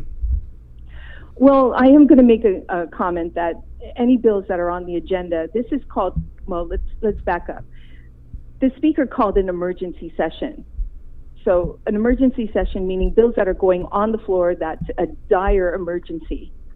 And some of these bills on the floor are not dire emergencies. Many of the issues have been addressed since it's been introduced. Some of these bills really need the public input, public hearings. And for anyone to try and sneak a bill through, and it doesn't have an emergency attached to it that needs a public hearing, I'm definitely going to speak my mind about it because it should have one. So I'm going to make a comment that the bills going on the floor should only address the dire emergency that the session is called for. So look at some of the bills. Some of them don't need it. The only ones that I can see as a dire emergency is Department of Education. You know, the school hours that are up, allowing the students to graduate. You know, that I can see put on the floor, but I don't see anything else that's in a dire emergency that has not been covered by the executive order from the governor that's already been implemented. What about the curfews and the checkpoints? Well, if you look at it, what's happening right now, she's already putting the checkpoints. Okay, let's call it. The road closures, Senator. Don't say the C word on the radio, please. Oh, absolutely. Whatever you do not say the C word. They're monitoring. We could be looking at fines. So these roadblocks that are happening, she's already implementing that. Road closures. Road closures. Say it with me, Senator. Road closures. I'm sorry, it's a Freudian slip. You know, I'm sorry. I call it what it is, and I see it the way it is, and that's what comes out of my mouth. But, so that being said, it's done. Now, if you look at some of the executive orders that have been passed through, and if you look at enforcement on some of these executive orders, it incorporates a fine. It incorporates taking away or not allowing business license to be renewed or revoked. And she has this in the, if necessary, may do with the assistance of the Guam Police Department. It talks about shall be subject to fines and or in case of businesses, the termination of business license. So there, why are we needing to go in if these executive orders are not adhered to, which is a list of everything under the sky. I mean, you've got everything from price gouging to authorizing of overtime. You have school closures. You have 6 feet apart. Right. Sorry. Yeah. No, Senator. You have masks. Right. You have everything under the sky in this. You have people not going to essential places enforce. So these enforcements are already there. I know. So that's why I'm wondering when these bills get on the floor and you guys start discussing it, is the majority of the conversation going to be why are we even entertaining this if the governor has? Because I felt like it was a power check. I felt like when the governor said, in my mind, looking at the whole thing, when the governor said don't use any of the local money for aid, and then Senator Regine Biscoe-Lee put in a bill that used the local money for aid, and then the governor came out with her, local money for aid, and then it was like, boom, I'm doing the road closures, sorry. And so I kind of feel like she's moving forward without you guys, and I'm just wondering, are the any senators, the Democratic majority leadership, with the exception of the vice, sometimes she goes either way, but are they going to now say, hey, why do we even need to do this? Let's move on to something else. What do you think? Well, what about the minority? Where do you guys stand? Well, I know that the minority is not in agreement with the violation, the $5,000, and definitely criminalizing, being out there as a penalty. That I know for sure. I haven't really talked to them about the curfew at all, so I'm not sure. But those individuals who put their name on that legislation for the $5,000 with Senator Speaker Barnes, that's people you need to ask. Yeah. How they feel about that. Well, I feel like they think it's a win. When this bill came out, it was like, hey, look what we're trying to do. We're trying to fine you $5,000. Hey, all right. And we all know they took it from the Hawaii, so right, yeah, something they thought of themselves, and it's clearly they didn't think this out either. Do you see? But I'm really happy. I'm really happy to see. I've had more emails, text messages, phone calls regarding that bill, and 100%, all of them ask that we do not support the bill. That's the first time I've gotten anything that's 100%. I mean, you usually get those on the other side who say, please, we do like this bill, pass it, but not this time, not this particular bill. And if for some reason, like, being a super minority and not having, we only have 4 votes on our side, I'm going to push that if this bill does get through, then at least make an amendment to not criminalize it and not 5,000. Well, we all know there's a substituted version that goes from 100 to 250 to I think 1,000 with jail time. So if for some reason this bill does get on the floor and starts to get through, then I'll be making an amendment to make it not 1,000 but just 500 and not criminalize it. Have we thought? Has anybody thought of let's call in the Attorney General to explain why we need this, considering that the governor said, the AG said, so we have to get these bills. Yep, she put passed. it on the AG. So where's the AG? Has anybody thought, well, let's call him in and explain why we need to do this? Yeah. I love to see that. I love to see him wiggling in that Zoom, like, okay, the reason why we need to do this and that. And just be Well, good. I think what's happening is that, there was a case law that was brought up with curfew, and it was back in during Ricky Bradau. I think Right. it was Ricky Yeah. Bradau's time. Yeah. We all know Gale versus government of Guam. Yeah, we all know that one. After the typhoon. So, but this is a little bit different, So I don't understand why they're comparing this to, or if they are, I'm not sure if they are, but if they are comparing, Gale versus the government of Guam, you're talking about the aftermath and incorporating a curfew. Doesn't give the governor authority, but if you think about it, it's a constant threat, a constant threat. Yeah, So this the isn't the governor aftermath. could it's not an aftermath, and the governor could use her power to incorporate a curfew, but she's not doing it. Yeah. I really just think that she's throwing it over to us to be the bad guys here. Is that what it I is? hope that, I just hope that my other, colleagues open their eyes. You guys are doing the dirty work for the gov. Yeah, and see it that no, this is not right. And I'm just hoping these bills never get on the session floor, and if they do, that they're placed back into the, committee. And some of these bills really need to go back to committee and provide the public input. This is democracy where everyone gets a chance to be able to, especially the experts, to come and testify on some of these bills that are very important, especially the unemployment benefit. I mean, you go from assistance to, benefit to assistance. This is a whole new world, unemployment insurance. It's basically unemployment insurance. Right.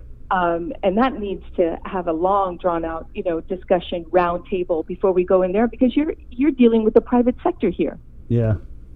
And they need to put their input. Other than that, some of the other bills, this fire burning during an emergency, no burning fire. Don't you think that the fire department is smart enough to know that no, we're in high? You don't burn during a high season. Heat season, what is that called? Grass fire danger rating. Red flag warning. So you've got people staying at home doing yard work, doing things like that, and if they have a permit to burn in their little, drum, they can do so. But to put a law out during a case of an emergency to not burn, don't you think that? Whose bill is that? That's Kelly Marsh Tyton's bill. Yeah. So that things like that do not need to sit on this session. Munga Masongi, Guam. The Munga Masongi COVID bill. I mean, seriously. Is that what she called it? I wouldn't be surprised. Funny. Try to get as many Chamorro words as she can into everything she does. So it's something else. It's not the Munga Masongi Akten protehi manzamu nana gitiampun saga. Sama protehi hitorus. And Sabrina, your Chamorro is a whole lot better than mine. Oh, Lord. So, Senator, tried very hard. I guess we'll wrap it up here. Anything in closing? Well, I appreciate everybody that has been following the rules and staying home and keeping it, safe for everybody by staying home. I hope everybody had a happy Easter. And I can't thank you guys enough for what you're doing every day and putting yourself out there. So other than that, God bless and be safe. Happy Easter. And Sabrina, don't forget, wash your hands. Right. Senator, wash your hands too. And create, and you know what, ever since this happened, I usually, after every interview, I said, create a great day. And I've been forgetting that. So I leave you with everyone, create a great day. All right. Well, there you go. Minority Leader, Senator Tello Tidegui. Let's go from her to our man covering the legislature.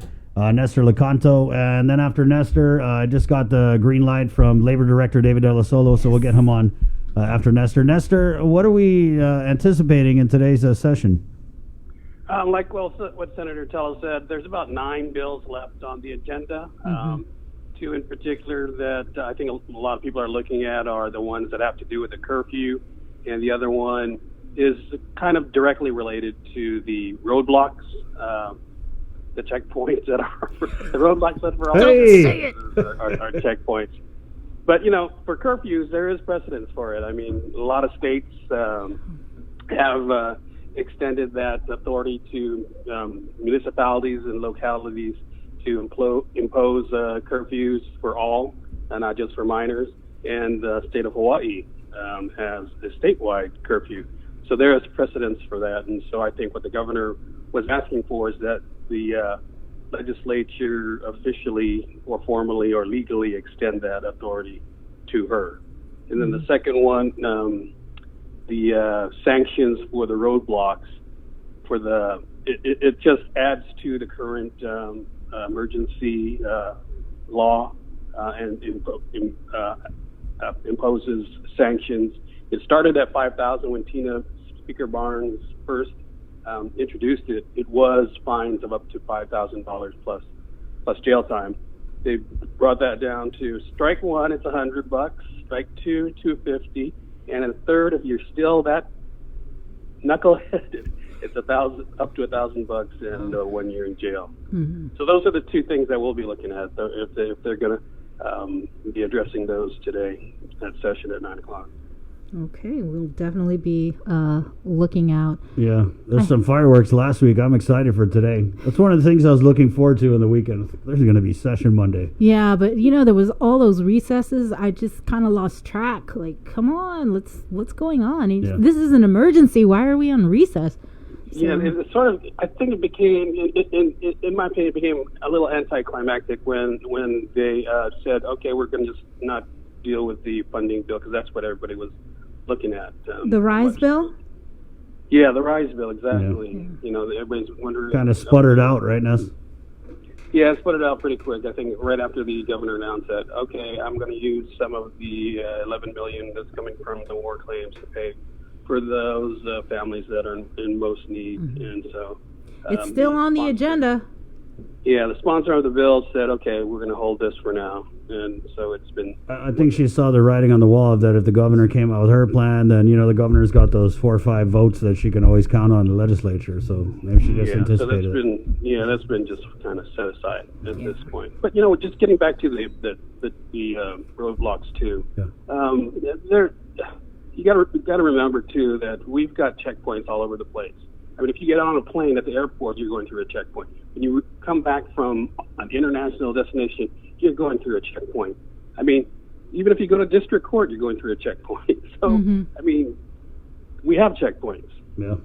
This is another one. And it doesn't prevent you from going anywhere. It just makes it more inconvenient. But guess what? Pandemics are inconvenient. Yep. So stay home. Yeah, exactly. I mean, really, stay home. And then with the curfew, Ness, is the thinking behind the curfew, so we're already asking everyone to stay home, and I understand that this adds teeth to that. But is it also that maybe people who are out at that time are looking to do no good, and that just kind of gives the cops the authority to just blanket stop everybody? Yeah, and there are exceptions, too, for essential business, if you got to go to work. Maintenance of life sustenance, I interpret that to mean you got to go grocery shopping because your family needs food, and emergent medical needs. Your baby's coughing and you need to buy medicine or take her to the emergency or wherever. Yeah, to me, the concerning thing is that personal interaction when you have to roll down your window and you have the National Guard, communicating with where you're going, and maybe we should go back to looking into signs or something, because it's that National Guard. Yeah, that National Guard person, whoever's working, is constantly meeting with people all the time, rolling down the window, and so that was the concerning thing for me. I'm surprised they don't have like bullhorns, and making these announcements. And like that little stick they use to pick up the cigarette butts, and put the pamphlet on there. Or just a bullhorn would work. It's loud and it's booming. Because it goes both ways, the exposure risk. Right? Yeah. Yeah, that's why stay home. Okay, Stay there home, you go. exactly. Stay home. Okay, That's, Ness. Anything that else? simple. Anything else you're working on today? You can tell us about? I think I'm going to be talking with someone who was part of a group that came back from the Philippines and was quarantined, of course. And I guess in his particular case, he's still in quarantine, so we'll get his story. Okay. Well, there you go. 7:49. Thank you so much, Nestor. All right. The Walter Cronkite of Guam. Thanks, Ness. Gonna put that on his card. Wash your hands. 7:50. So we got to take a real quick break, and I'm going to get the labor director, Dave Delasola, on the line. So all you guys asking questions about pandemic unemployment assistance and other types of assistance for the newly and recently unemployed, keep it right here. It's Containing COVID, KUAM-FM, Hagatni, Guam. GU Self-Storage, conveniently located near the Harmon McDonald's. We offer affordable rates, online payments, and auto bill pay for your convenience. Plus gate access daily from 6 a.m. to 9 p.m. Call us today at 648-7867 for more information. One thing about this issue going on is we're only allowed to come on Friday, Saturday, and Sunday. Then we make it, like a habit that we come early. But due to the fact when we come early and we park at the parking lot, they say that we're not allowed in the area. To begin with, there's no sign stating on the road or somewhere that you cannot be at the commissary premises at this time until 9 or 10. That's what I'm standing for and all that. And we deserve better than this. This is too much for the island of Guam, especially with this disease that's going on, and it's making it more harder on us. I know that those security people are doing their job, and I even told them, I want to speak to the person that is, but they won't allow me. They'll rather bring a chief, which, hey, they're all in the same boat, whatever, the chief and all that, but he's the one that's making the direct order and all that. I want to listen to him and tell him what's going on, because to begin with, there's no sign. It's not being on the media that people that are going to utilize the commissary and exchange have to be on the right time, and they cannot be gathering on the parking lot or lining up in this situation. Thank you. Appreciate it. Thank you. Yeah.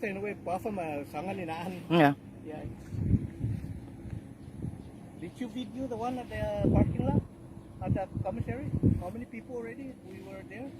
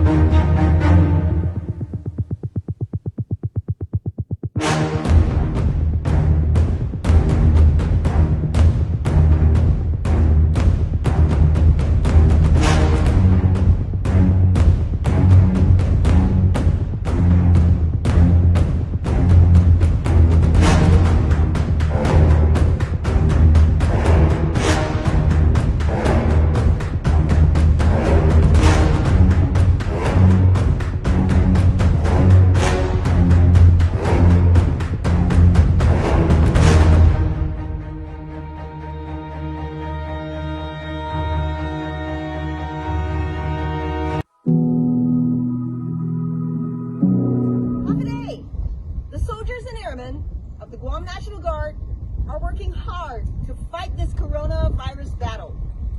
You can help us win this war. Please stay home. Saga Gigimatmizu.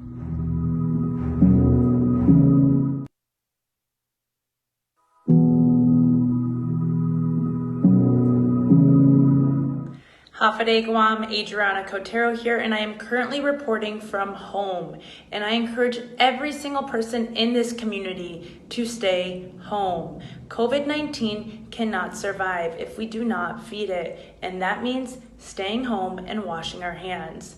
Now, I know I've heard people my age in their mid-20s say, it's okay, we're young, we're healthy, we have strong immune systems, we could fight it. That's not true, and we also don't know who we could potentially be exposing.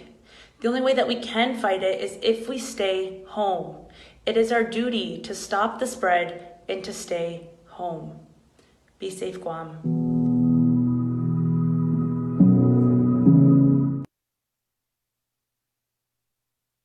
Christians all over America, this is Holy Week. We remember the resurrection of Jesus Christ. So important. But this Easter will be much different than others because in many cases we'll be separated physically only from our churches.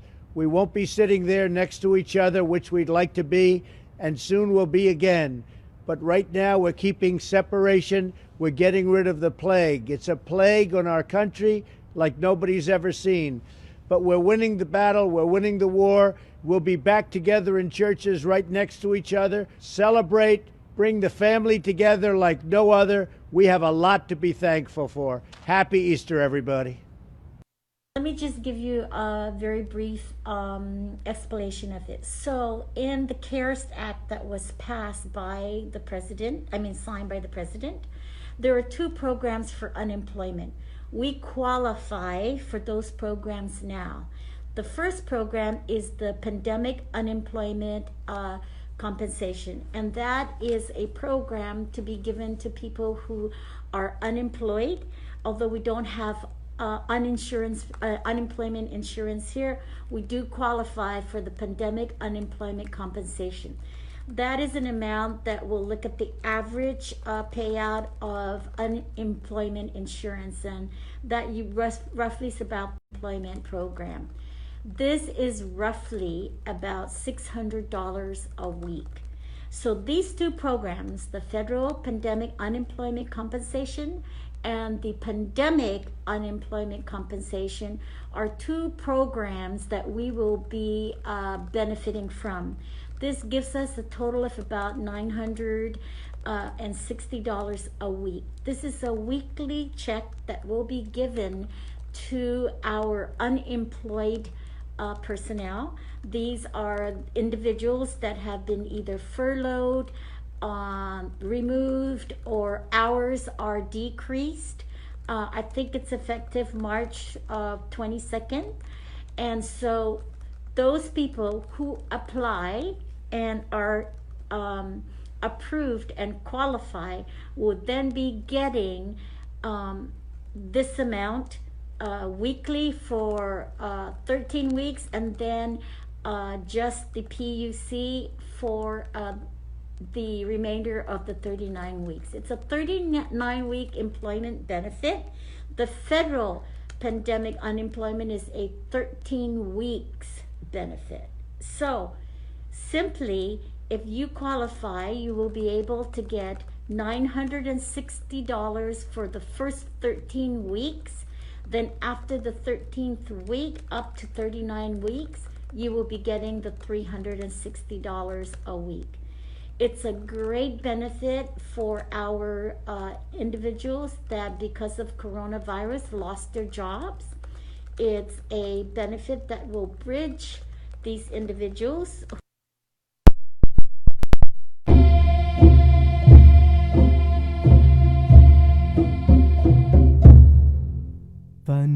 Vanogitsa moru purita nonda kantai mantunat nyagi toru ilugar para honra para gloria Abiba islasen para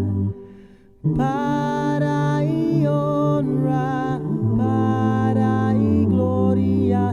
Abiba islasen para todo y tempo y paz para ita dan gini langit na bendición contra y peligro na fan sa fuham Deus protege Island Guam contra y peligro na fan sa fuham Deus protege Island Guam. From USA is where I come from, and that's where I ought to be.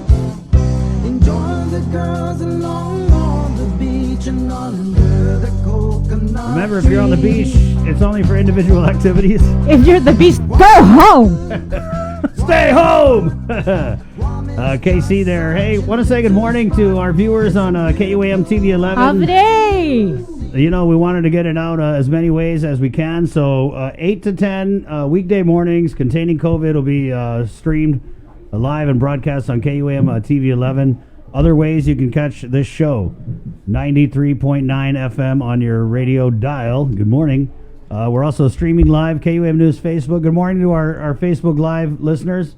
Thank you guys so much. We're going to be doing some comments this hour. So if you had something, question, comment, whatever you want Jay to read out, throw it in there. Also, we're streaming on the KUAM News app and at KUAM.com and on Docomo Channel 10. But that's just an audio feed of what we have going on here on the radio. So many ways to be informed and a lot of information to get out to all of you. Right, and then we're also doing other things to kind of help you cope, psychologically and just deal with everything that's going on. And when I say everything, I mean everything with, little shows like Stay Home Live Local Fridays, which we had one last Friday. It was a great show, and we got another one coming up this Friday. And as always, check out the social media networks at KUAM for all kinds of ideas. You can pass the time with your friends and family. We also have... Oh, Jason, go ahead. Oh, okay. Sorry, everybody. I just wanted to say, our audience is truly global, and now that we're on TV 11 as well. So, hapaday to everybody locally that's watching us on TV. I just wanted to give a shout out to all the people who are shouting us out around the world. Okay. We have hello from Italy. So, Italy's watching us. Wow. I know there's some troop station over there. So, hey, you guys stay safe. We appreciate what you do for us. We also have Sophia Celeste. She's from Guam, and she's living in Italy with her 2 little girls. So our prayers going out to you. And we've had at least 3 Guam expats, I guess you would call them, say buongiorno today from Italy. We had a check-in from Manila. We had somebody from Qatar. That's actually Joe Sir's brother-in-law, right, Joe? Wow. Okay, so Joe's saying it's his brother-in-law. My brother's watching in Las Vegas. Pat, love you, miss you. Debbie Davis in Kentucky. Yep, in Bardstown, Colorado. Kentucky. She never misses a show, and we appreciate that. We love you, Debbie. So people all over the planet right now. So please let us know where you're watching us from. Also, what are you watching us from? We got people watching us on Apple TVs, on phones, on tablets, on gaming consoles, and everything like that. That's what it's all about, though. We're bringing everybody together. Google extension. Yeah, because Google Chrome extension. Don't tease my friend. I'm not. I want to learn. He's going to teach me how to do this later. But that's what we're doing, because we are going to attack this thing as a community, as one family. We're doing this together. We're all staying home together. We're doing the right thing. And we're here in the studio just making it happen. There you go. Right. And we're also wearing our Easter outfits. That's right. You Very look nice so pastel, cute. by the way. It's pink. Well, Bree committed me to it. She was like, Chris is going to look so good in pink Monday, so I had to go find a pink shirt that was missing a button. Is that the shirt that your mom sent you? No, that one, I'm saving that. Oh, we do have a special request here, and I'm just making this up right now. This is a request from me. People are saying, Sabrina, since your shade of purple is so nice, can you dust your shoulder off? Because that's a really nice... What? Is there something on there? No, just to show off how nice of a color that is. It's a go on, dust your shirt. Okay. Yeah, all right. The Okay. Jay-Z reference. So 8:06, right away, let's get Labor Director Dave Della Sola on the show, as there have been a lot of developments over the last few days with the unemployment assistance. Good morning, Dave. Good morning, Chris and Sabrina. I just wanted to ask you, before we get started on business, how was your Easter? Actually, I was able to spend nice time with my family. Thank you. Good for you. Good for you. Lots of food or what? Yeah, not bad. I cooked lots of. Yeah, I did cook a lot of food. So it was a nice day break for them at all. What do you cook, Dave? I'm curious. I had cream of crab, and then I just made some scallop potatoes with fried pork chops buried in it and baked. Well, nothing too complicated, but just Oh, nothing too No. complicated. Just 3 dishes in one. cream crab. Right. Okay, Dave. So can you just walk us back to all the new information about unemployment assistance on Guam? Yes. Well, something that I've been keeping you guys informed with since the very beginning when we signed the agreement. That great news came on Saturday that the feds finally said that the attorneys finally made a legal opinion. We've been bombarding them every day that the territories and Guam will be eligible for the $600 federal pandemic unemployment compensation to be included with the pandemic unemployment assistance money. So we're looking at between $945 to $50 a week, and that'll go for 16 or 13 weeks up till the end of July, and then the 600 will drop off, and then it'll go down to the PUA amount, which is around, like I said, around 340 to 350. We're trying to hopefully get that confirmation amount tomorrow. I have a conference call with DC and the region in San Francisco, and I'm hoping, that's what I was told by some of my people, that's when they're going to let us know what's called the WBA, weekly benefit allowance, will be. Okay, so just take us back. So this starts with the federal pandemic unemployment compensation, which is $600 for 13 weeks, and then the public assistance pandemic unemployment assistance kicks in after that for 32 weeks. Yeah, well, just to kind of step back. Okay, it was a little confusing. It is a lot of numbers and a lot of things. So the PUA, which is the Pandemic Unemployment Assistance, which is $300, let's just say, and $50, can begin between January 27th and can end on December 31st. It's a 39-week program. So whatever the date that you were affected, laid off, or furloughed, you will get that amount for 39 weeks. Okay. As a supplement, starting, I believe, March 28th, for 13 weeks, or till July 31st, you'll get an extra 600 in there to be added. And all that will be retroed. And that'll continue on. And that was what we got the legal opinion on. When we first signed the agreement back last 2 Sundays ago, I sent a note out to the senior labor advisor thanking them, of course, on behalf of myself and the governor, and just wanting to confirm the dollar amount. And that was when she wrote to me that, and I'll quote, "Our current reading of the legislation is that Guam is only eligible for the pandemic unemployment assistance and not the federal pandemic unemployment assistance." So we were eligible for the PUA, but not the FPOC. But attorneys are reviewing. And that was when I met with the governor, and then she started her very aggressive letter campaign to the Secretary of Labor, to the White House, and to Congress, all asking them that, if you read the PUA, it says the FPOC is included, but the FPOC definition doesn't include Guam in its definition. Right. And that's about as easy I can explain it. Yeah. So we were fighting it every day, and that was why I advised the governor not to say anything about what our dollar amount is, because, from my feds, they're saying it looked doubtful. But after the constant battle of her hitting the top down and me going from the bottom up, I think we were able to shift the mood. I mean, I was throwing everything at those poor guys, everything that I could use as leverage, from the Theodore Roosevelt to the. Everything. I said, we're Americans. All the states get it. And here, when America needs us, we step in. And you guys gonna just take that away from us when you can see the clear intent is that it is included. And I even said, all the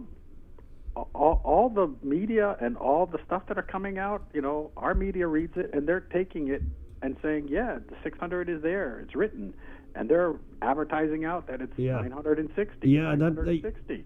Dave, I just want to go back because I remember, I think it was a couple weeks ago, Congressman St. Nicholas had put on his Facebook page that this is what we were getting. And you talk about irresponsible. I mean, we got to make sure we got all the info, because when you go and you say something like that, it gives people unnecessary expectations that they don't need. People are starting, when he announced that, people started looking at that and calculating their bills and how much they would need, and it just was, I don't know. I think you got to get the facts straight. And I used that also as part of the argument. I said, look, I have both congressmen coming out and saying this is the dollar amount. You guys cannot take that away. That would be, you're going to get some, a lot of negative media nationwide that you just took this away. So I just hit them and hit them and hit them. And then finally Saturday, I got a letter that says, I sent a note to all territories that we reviewed a legal opinion that the FPUC program is applicable to the territories. I am glad this worked out for the territories. That's a direct quote that came in Saturday. So Saturday was finally the day that we can announce it, and I told the governor, and she announced it immediately that time. And so, I want to thank the governors for her super aggressive. She wrote the White House. She wrote the Secretary of Labor. I mean, she was hitting it hard, and I used every tool in that arsenal to fight. And I'm so happy that, that's an extra $7,800 to each claimant when they apply. Wow. And that it was a good catch on the governor's part. Yeah, and and like I said, everybody just stayed, with the eye on the target. So now that that's out of the way, there is a lot of work. Yeah. So where are we? The application process is now what you got to get out, right? Yes. Oh, you've been paying attention. Thanks, Chris. I got nothing else to do. So I'm staying home, Dave. Yeah, no. So hopefully tomorrow we'll get that final number of what the WBA is, the weekly benefit amount, and if it's like $350, then I can submit a budget. It's called an SBR, a supplemental budget request, telling Department of Labor how much we're going to need to pay everybody and how much we're going to need to run this program. This is a complicated program, and this is nothing that I've done before. As I mentioned previously, back when Chataan and Pongsonghua, a similar program, but it was only 4,000 people. This is 38,000 with the shelter in place. I'm still working out how I am going to be able to do this and keep everybody safe. So I'll just keep you guys involved each step of the way, but I'm already planning it out. We are moving so aggressively.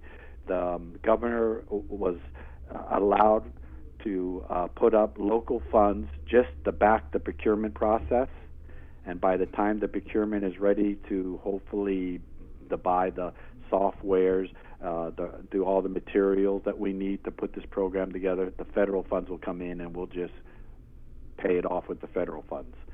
So I'm buying, I have to get a software package that can run the PUA. Most states will use their UI program and just take a similar module off of that that's already in place. We have to reestablish a totally new program.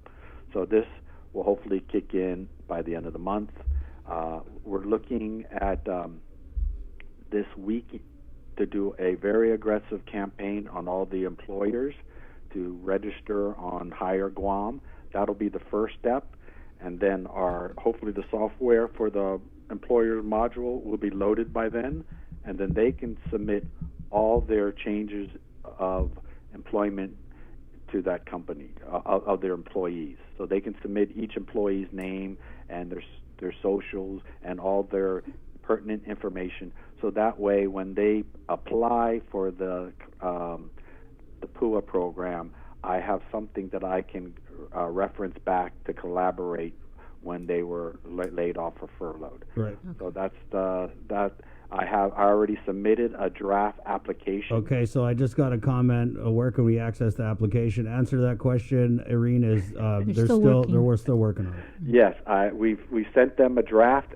We just basically, since we're waiting, and we got some guidance, we got some idea. We just took our old DUA application and we just kind of modified it, and we sent it to them and said, please, review it, come up with something that they think will be approved. So that way I can, whatever the application will look like, I get it back. And then, like I think I mentioned to you before, I plan on printing the hell out of it and just send it out to everybody so they can at least see the application. Right. And you still want everybody to get their documents ready. So once this software, everything's online, they can submit their applications with the documents that they need. Yes, and I think there was a little bit of confusion. And, we're making these documents up. I mean, I can't print out something until I know exactly what's in the application, so I can tell you exactly what's needed. So I'm trying to be a little aggressive with and getting the information out, but I have my team of people trying to create information. But I let out a laundry list, passports and driver's license, or IDs, all kinds of social security cards, and of course that just created 50 million questions. That do I need all of them? Do I need this? Do I need that? No, I gave you a laundry list, and basically the couple things that people need to do. They need to be able to have some source of ID that identifies who they are, and it could be a passport, it could be a driver's license, it could be a Guam ID card. It has to be something that identifies that this person is the claimant, and then they need to show that they're a resident somehow. And if the Guam real ID driver's license, or then it shows that they are a resident. I think you went over this last week, but I think it's important if we just go over it one more time. Someone is asking, what if I'm not able to get a verification of employment if company is closed? Yes, that's probably I got about a couple thousand questions similar to like that.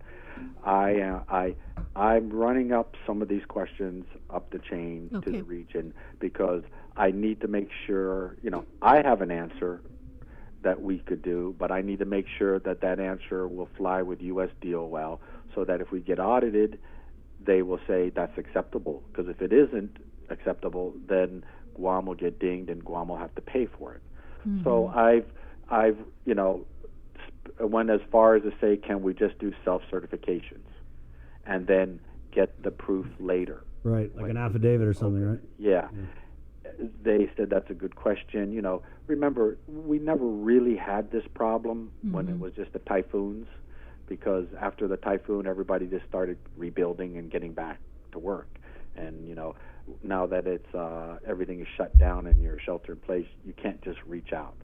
So what I will say now, and it's not official, is get creative. If you have a boss, you have a supervisor, you can use the phone, you can call them up and just say, hey, boss, can you just give me a note that I was furloughed at this date and the company's name, and just sign it, take a picture of it, send it to me on my phone, or just sign it, put it in the mail, because you got plenty of time, and have it mailed to me.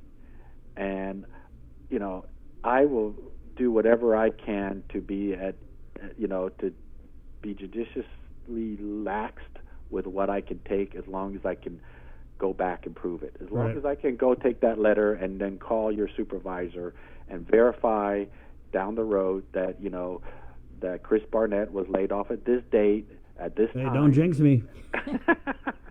Then, it's simple like that. I need to have something that the auditors, if they come, or myself, that I can call and I can verify. Those people that are farmers, those people that are Surahanus, those people that are subsistence living, craftsmen, bead makers, those that run the little at the tourist spots that give out cold coconuts or cowboy rides or all this stuff that don't necessarily file for taxes, they can self-certify and say that I am a single person, that I give cowboy rides at the corner, and I don't pay taxes. I just make enough to pay for my food and this and that. And then if they could get some kind of backup, whether from the mayor, or from somebody, mayor, oh yeah, I know Tun Cruz, he does the cowboy rides for the last 20 years, just something like that helps covers them and covers me, so that I have some kind of proof that you actually were doing something and earning some kind of income, and then it was taken away because of the COVID. Right. Dave, let me ask you this. I think I already know the answer, but just to get it out, a question. What about those who applied in March, but were told in April all hiring is frozen due to the virus? Okay. If you applied for a job, and that's a good question, and you were accepted and you were told that you were to work on March 20th, and then March 18th came, and the employer says, I'm sorry, this COVID has affected our business, I can't hire you. If you can get that in a letter from that employer, then you can qualify. Right. But if you didn't get that letter and you just applied and then they told you hiring is frozen, but you never were, they never said, hey, we're hiring you or we're going to process you in, then there are other types of assistance, I think, like the stimulus and other. If you had to be working or had a job lined up or making some kind of income and it stopped, this is unemployment assistance, not assistance only. So you had to have some form of work either coming or already there, and then then the COVID affected your ability to either get that job or to keep working. So, and like I said, and those people who are self-employed, to have the small business, just something, a letter that what you were doing. If you have a business license, then you can attach that to it. They just need to have backup to say what you're saying. And even at worse, if you have a Surahanu and you have a real customer, and that may be stretching it, at least try it. Get from that customer or two that, oh yeah, Tun Marie was my Surahanu for the last 10 years taking care of my back or something. At least try to get those things, and I'm waiting from Region on whether those kind of questions will be acceptable. Same for people who are selling at the flea market. That's a comment on our Facebook. Sure. Yeah. Like I said, if you were doing what those are. What if you don't have a business license, though, Dave? Then if I will just say this: if you were just had an income and that you can prove it. Okay. Okay.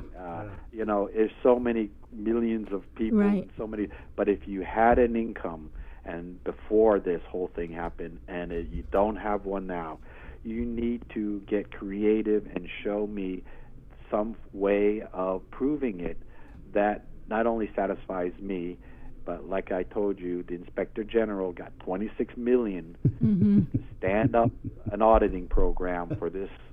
Exactly. So they'll be coming out and they'll be auditing us, and I just want to make sure that I run as best as possible. course, yeah. A clean program. Dave, Jason has a question here. Yeah, hey Dave, Jason here. Thanks again for what you've tirelessly done, like you and your staff. I mean, we can't thank you enough for that. But that is remember that part a of the couple point, because weeks we down have the had road. more than a few comments right now, and I don't know if you're paying attention to the comment stream on Facebook, but we've had so many people, even going back to last week when you first came on the show, and they are saying, is there somewhere I could go if I would like to volunteer and answer phones and be of service and just help out with the cause, because they understand that the load on the 311 phone number that's being given out is substantial. So are people able to do that? Because we understand there would be a certain amount of training involved, and we're all supposed to be socially distancing and everything. But is that even an option for people that would like to volunteer and to do that?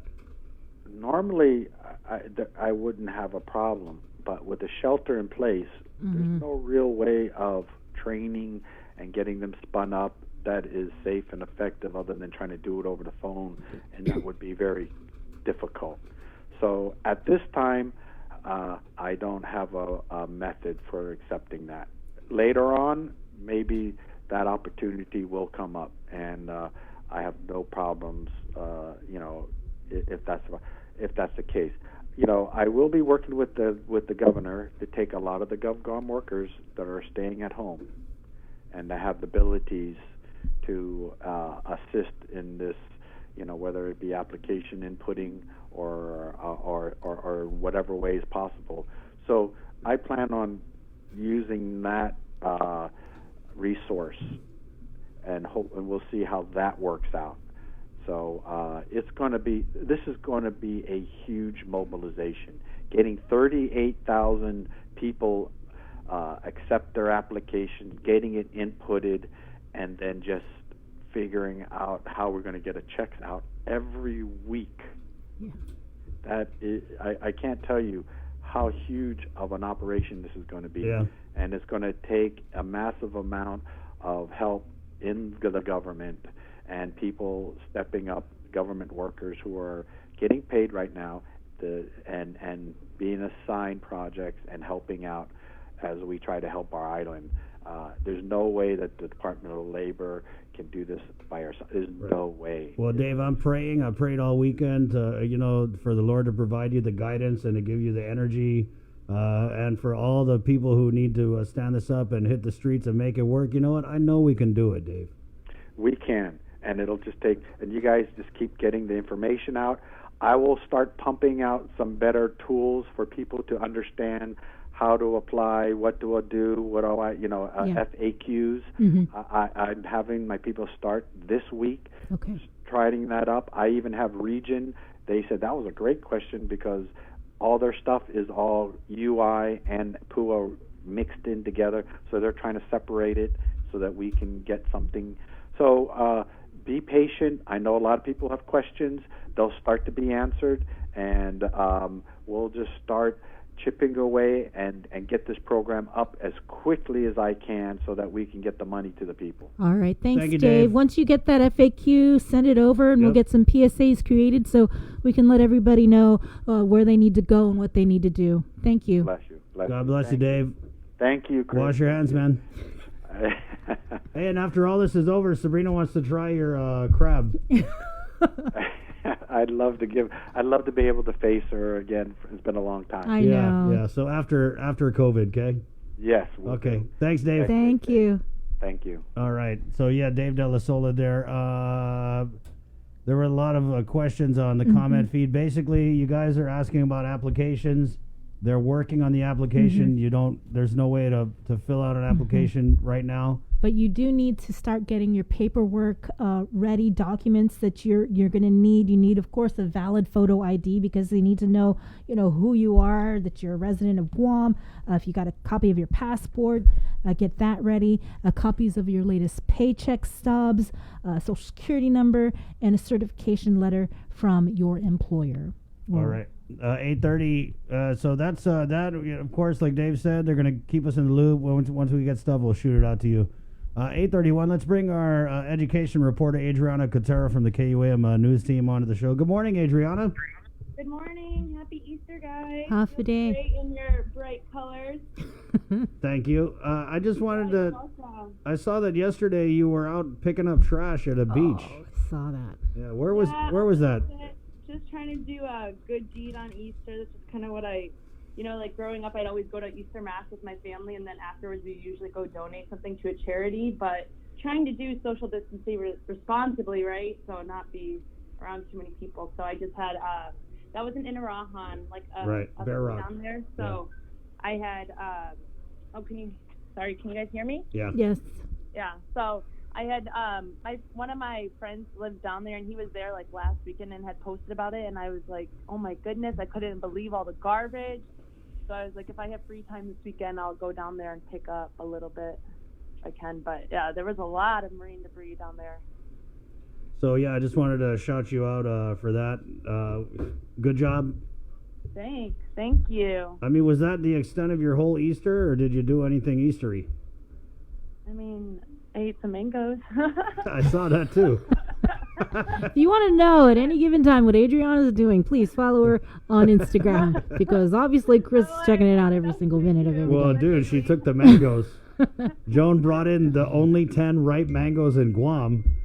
No one else was there. I was gonna. And Okay. I was like, oh, can I take took these? some. She was like, Yeah. yeah, I brought it in. I was like, okay, thank you. Yep. Mangoes are my favorite fruit of all Oh, time. well, yeah. Put that on air, so if anyone has any, feel free to donate. Yeah, donate them to me, and then I'll make sure they get to who they got to get to. Leave it outside the door. Yeah.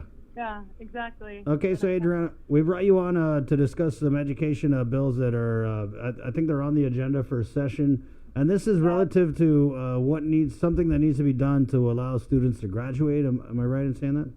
You are right. So, yes, there's two bills. There's Bill 332-35, and this one was exempt the seniors, so all 12th grade students, from the service learning hours that's needed to graduate, which is 25 hours per student.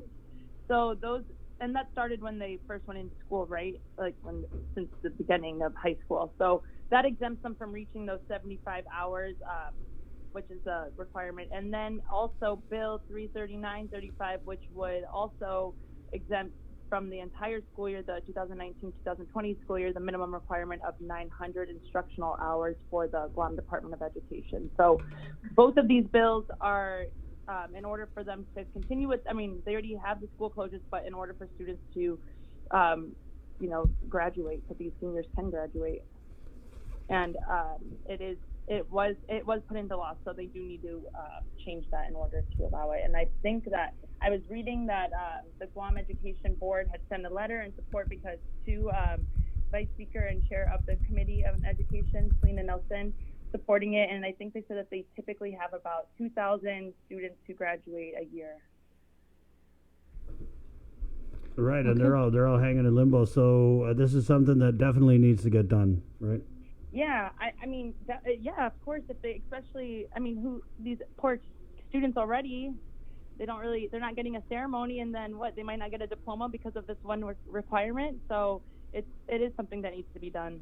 Okay. Right. Okay. And what else are you working on for us today? Where are we with the Department of Corrections? I had a family member who was released Friday, I think, and they put an ankle monitor on him, sent him home, and that's kind of happening right now, right?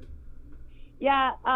So those are those electronic monitoring devices that they can use, but yeah, they let a lot of the pretrial detainees. I believe we reported that on Friday. I think, Sabrina, you had done that story right from... based on the interview with the Lieutenant Governor. Lieutenant Governor, yeah. But I did see... So I actually just had also messaged Anton this morning for an update. I haven't received an answer yet, but wondering, because hearing that maybe CDC had visited DOC, so I wanted to get an update. So once I have some more on that, of course, there'll be a story, but wondering where they are even in containing any sort of outbreak in the prison.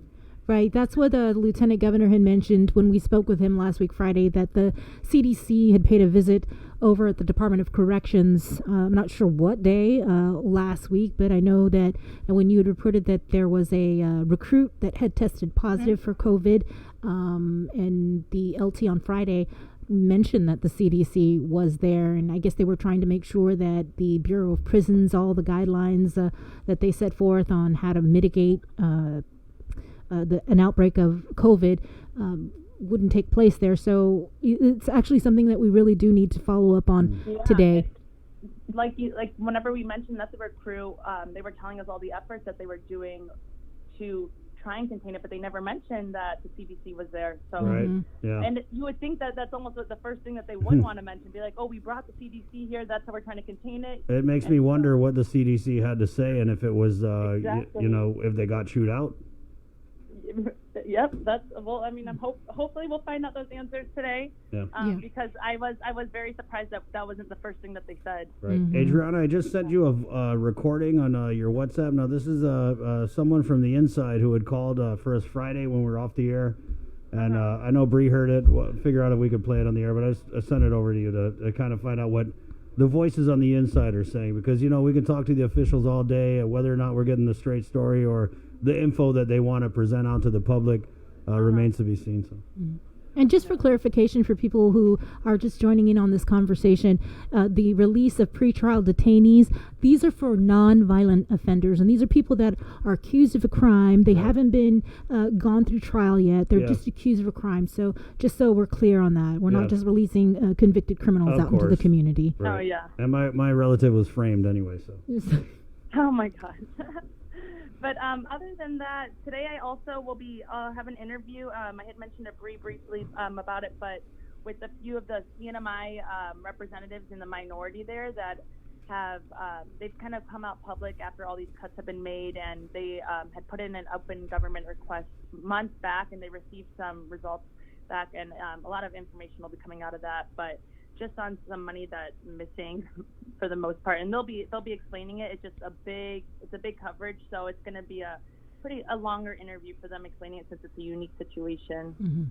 And that, CNMI. Yeah, and I know you have been looking into this for a couple of weeks now, and so I think people who live in the CNMI, this is an important interview that everybody should watch, and even if you live on Guam, it's really an interesting situation that's developing over there in light of all the furloughs and the way that people have been impacted there, and how the government is trying to reduce revenues in half. Comparing CNMI with Guam, where we somebody had asked the governor last week, "Hey, are we going to do any?" Oh, it's me.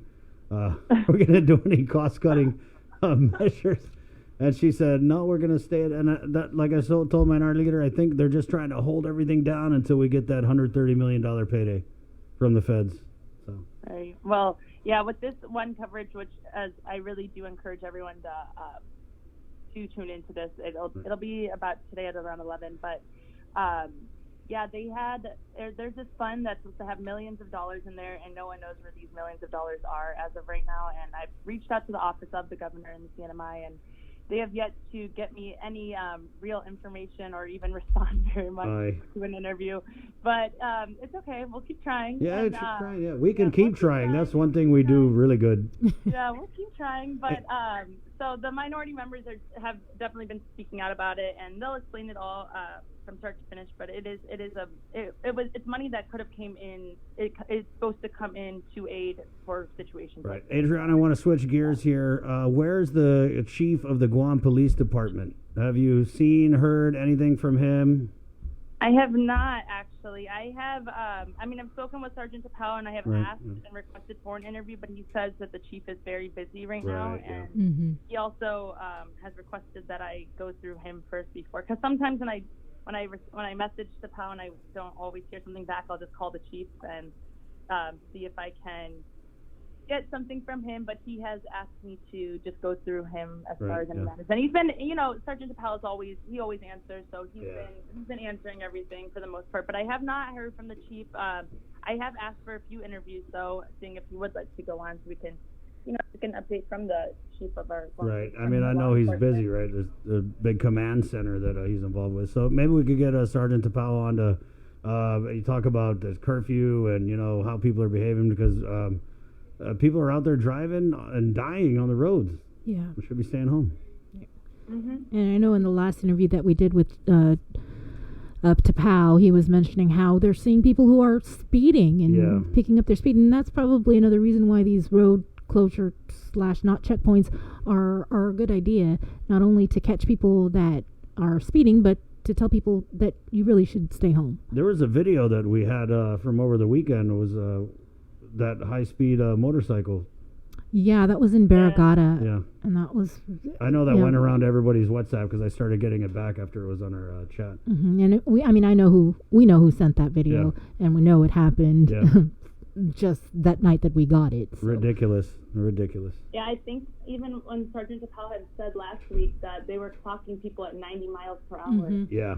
He said, quote unquote, freaking fast. Yeah. So there's the conversion, 90 miles an hour. All right, Adriana, can you tell us what are you trying to track down today? So I definitely want to get an update with DOC on if CDC did visit and any and what the results were from that. I think that's very important. So that'll be the most part. And then I do have the interview with the representatives of the CNMI, and then as well, we'll see what happens on session with these education bills, because that's something. If they do pass them or not, that's measures that we need to see in order for graduating students to see how they move forward here. Okay. Okay, Adriana. Thanks a lot, thank you. Adriana. Wash your sticky mango hands. And we'll see you on the news tonight. You're anchoring tonight, so yes, I we'll will see be you then. there. I'll be in today. Okay. Also, bye. The grab and go programs that continues back up today, right? Yes. Yeah. Yes. And I actually had already messaged Issa. She said she has a meeting at 8:30 and she's going to get back to me. But I was just wondering an updated number on how many grab and go meals and how many to date have been served. Okay. Right. Okay. Thanks, Adriana. Yeah. All right. Bye, guys. Okay, bye. Adriana Cotero from the KUAM news team. We're going to take a quick break and coming back with a deep dive into the day's COVID-19 news with Sabrina Salas-Matanani. This is Containing COVID. Good morning. Hey. Shout out to all of our viewers now on KUAM TV 11. Remember, we're taking the show to our TV broadcast on KUAM TV 11. That's going to be from 8 a.m. to 10 a.m. every weekday morning, okay? It's Containing COVID, Guam's favorite I-94. GU Self-Storage, conveniently located near the Harmon McDonald's, offers fully covered loading and unloading area with individual pin-coded gate and door access. Call us today at 648-7867 for more information. Today, the soldiers and airmen of the Guam National Guard are working hard to fight this coronavirus battle. You can help us win this war. Please stay home. Saga Gigimatmizu.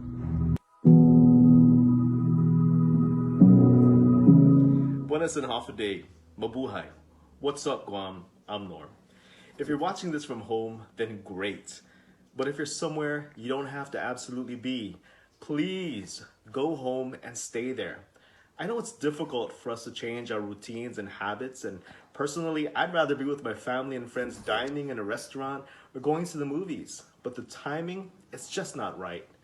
We're asked to make a little sacrifice now, but in the long run, it'll help to ensure that you and your loved ones remain safe. We're dealing with an unprecedented health crisis, and we need everyone's cooperation. Let's fight the spread of the coronavirus by doing our part to stay home so that Guam can stay safe.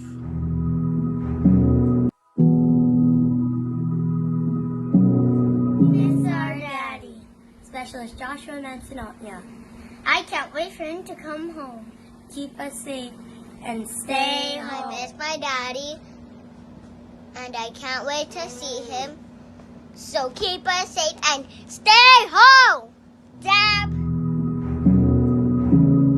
GU Self-Storage, conveniently located near the Harmon McDonald's, offers fully covered loading and unloading area with individual pin-coded gate and door access. Call us today at 648-7867 for more information.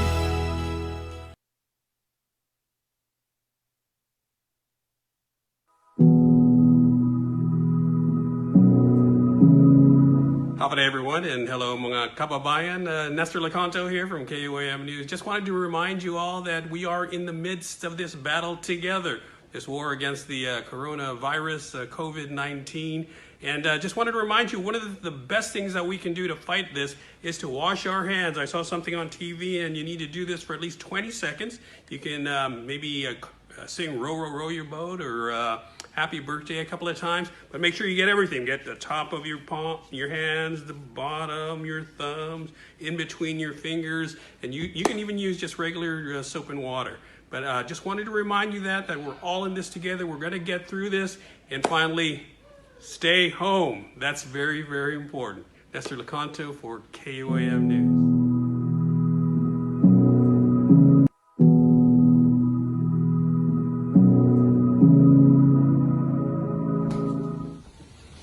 Day Guam. This is Rocky Martinez, local MMA fighter. I'm doing all my training at home, so man, I encourage you guys, please stay home. Let's help the community out. Let's help the hospitals, the doctors, the nurses, everybody on the front line. If we all stay home, it helps them out. And the sooner we can do this, the sooner we'll get done. So I encourage you guys, please be a team player for the community. We can all do this. We can all help each other. And man, let's get through this. We're a strong community. So again, I encourage you guys, please, please, please stay at home and stop the spread of the virus. Thank you. GU Self-Storage, conveniently located near the Harmon McDonald's, offers fully covered loading and unloading area with individual pin-coded gate and door access. Call us today at 648-7...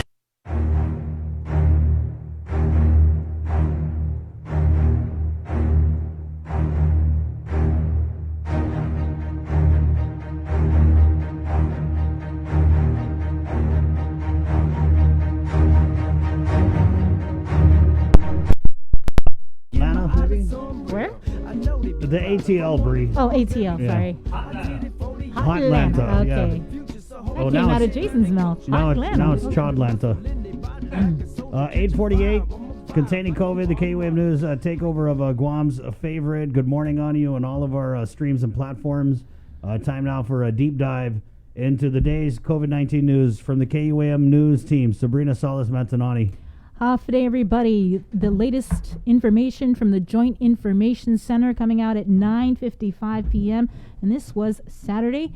The Joint Information Center was notified that at approximately 6:55 p.m., again, this is Saturday, a 79-year-old woman with COVID-19 passed away at the Guam Memorial Hospital. The woman was initially admitted to GMH on Friday night and had a history of diabetes, hypertension, and coronary artery disease. The patient had no travel history.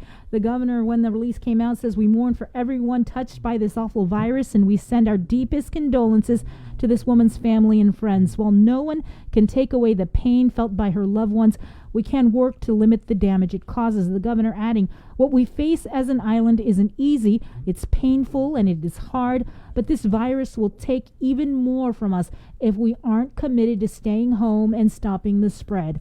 In this Easter season, I pray that we all have the strength, courage, and wisdom to do what we must to prevent even more sadness." As for the latest results, again, this was from Saturday, the total number of confirmed cases of COVID-19 on Guam has risen to 133. No test results were ran on Sunday. Governor Lou Leon Guerrero, in the meantime, announced Saturday that Guam now qualifies for both unemployment compensation programs that are included in the CARES Act.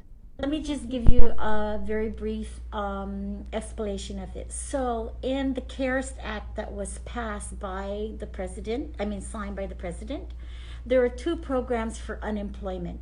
We qualify for those programs now. The first program is the pandemic unemployment compensation, and that is a program to be given to people who are unemployed. Although we don't have unemployment insurance here, we do qualify for the pandemic unemployment compensation.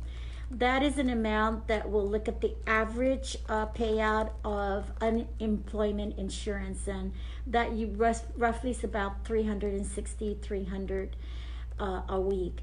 The federal pandemic unemployment compensation is the one that we have been very aggressively working with the U.S. Department of Labor to clarify if Guam and the other territories are eligible for it. We just got word just about 10 minutes ago that Guam is eligible to receive the federal pandemic unemployment program. This is roughly about $600 a week. So these two programs, the federal pandemic unemployment compensation and the pandemic unemployment compensation, are two programs that we will be benefiting from. This gives us a total of about $960 a week. This is a weekly check that will be given to our unemployed personnel. These are individuals that have been either furloughed, removed, or hours are decreased. I think it's effective March 22nd. And so those people who apply and are approved and qualify will then be getting this amount weekly for 13 weeks, and then just the PUC for the remainder of the 39 weeks. It's a 39-week employment benefit. The federal pandemic unemployment is a 13 weeks benefit. So simply, if you qualify, you will be able to get $960 for the first 13 weeks. Then after the 13th week, up to 39 weeks, you will be getting the $360 a week. It's a great benefit for our individuals that because of coronavirus lost their jobs. It's a benefit that will bridge these individuals who need assistance in their financial well-being until they get re-employed again. So this is great news. This is something that we've been really fighting for. We are eligible for it, and we will be also giving you details as we go along into the processes and what you will need to do. It's an application process, and we're working to make available online this application.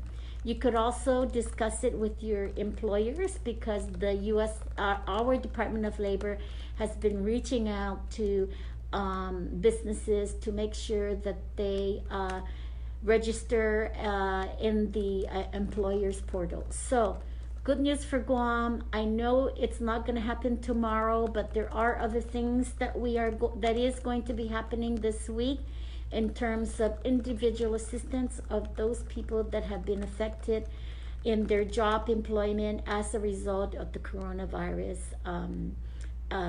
epidemic or pandemic. So stay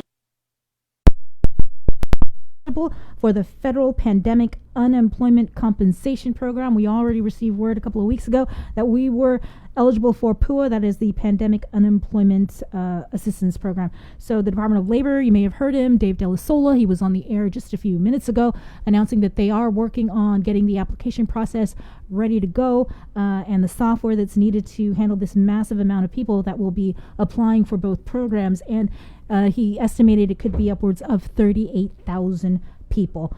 Also, the governor mentioned it briefly, and she mentioned it last week, that the local advance of economic impact payments, those are expected to be in the mail or maybe even automatic transfer this week prior to the implementation of the CARES Act, the federal program. $11 million in local funds will be used to issue checks to tax filers with adjusted gross incomes of $10,000 or less in tax years 2018 as early again as this week.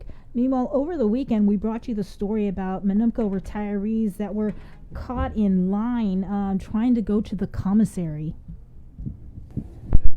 One thing about this issue going on is we're only allowed to come on Friday, Saturday, and Sunday. Then we make it, like a habit that we come early.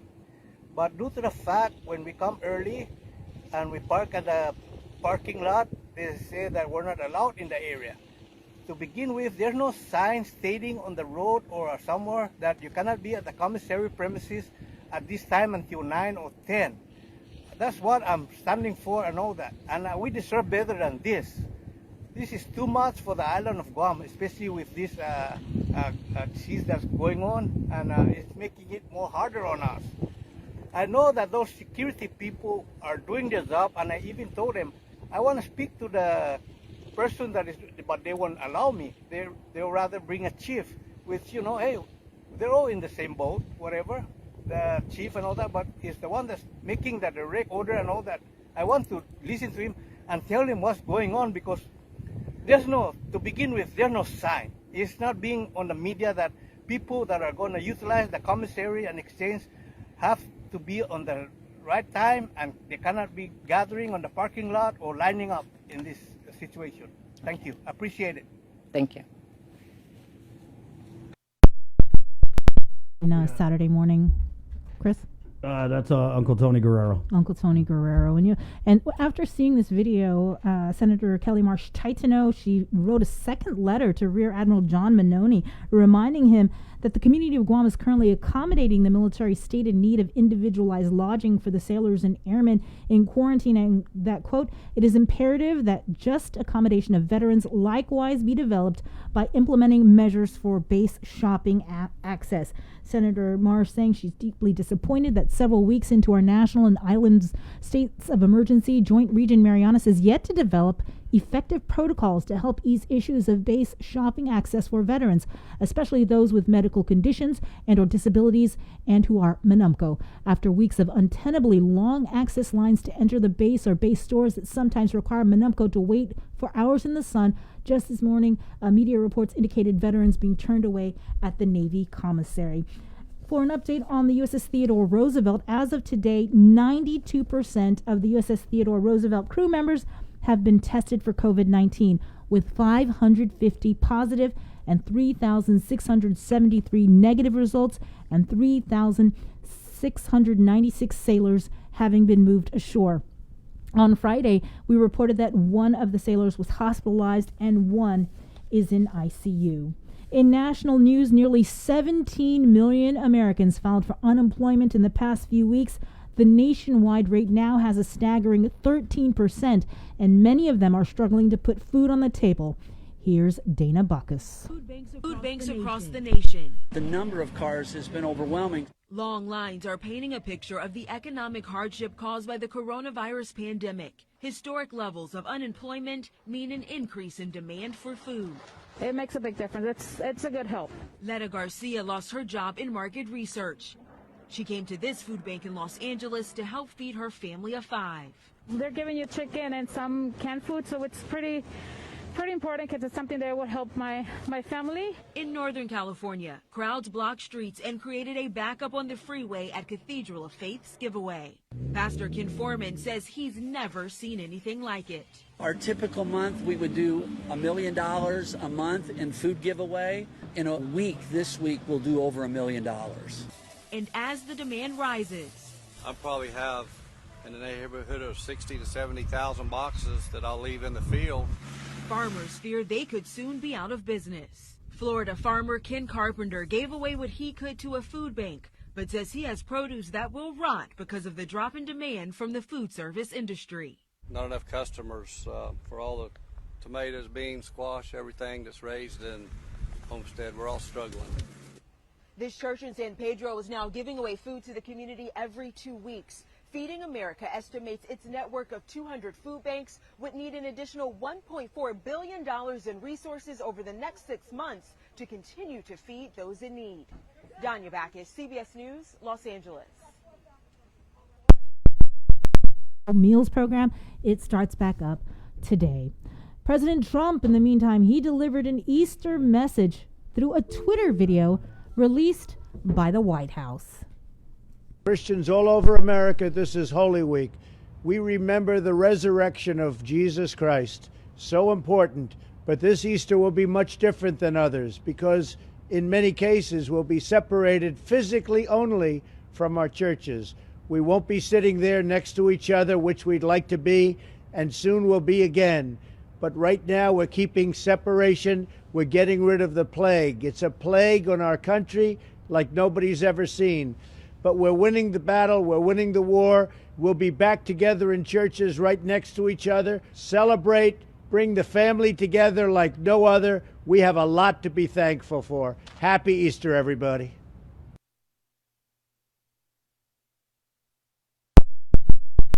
Our viewers, Irma S.N. Pangilinan, she wanted to share this poem with everybody. God so loved this world he created, he gave us life to live and love each other. All he asked in return, observe the divine rules of thy Father, for as individuals and as a people, to be kind, to be humble, and to do good, to accept Jesus as our Savior, and live again in brotherhood. But you must believe, though, that only he can take us out of this virus prison.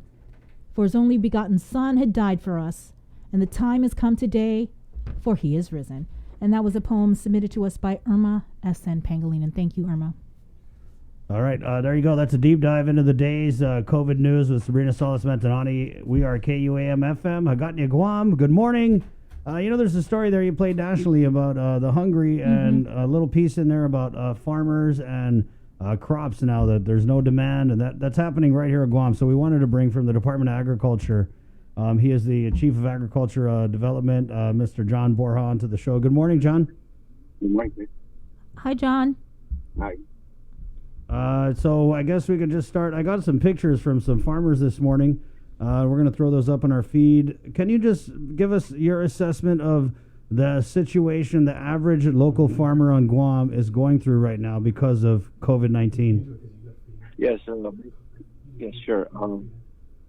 The biggest thing is that because of the lockdown and the social distancing, a lot of the exchange of goods with the farmers and with the retailers, as well as the restaurants and hotels, has diminished in regards to basically the lockdown and because of the pandemic.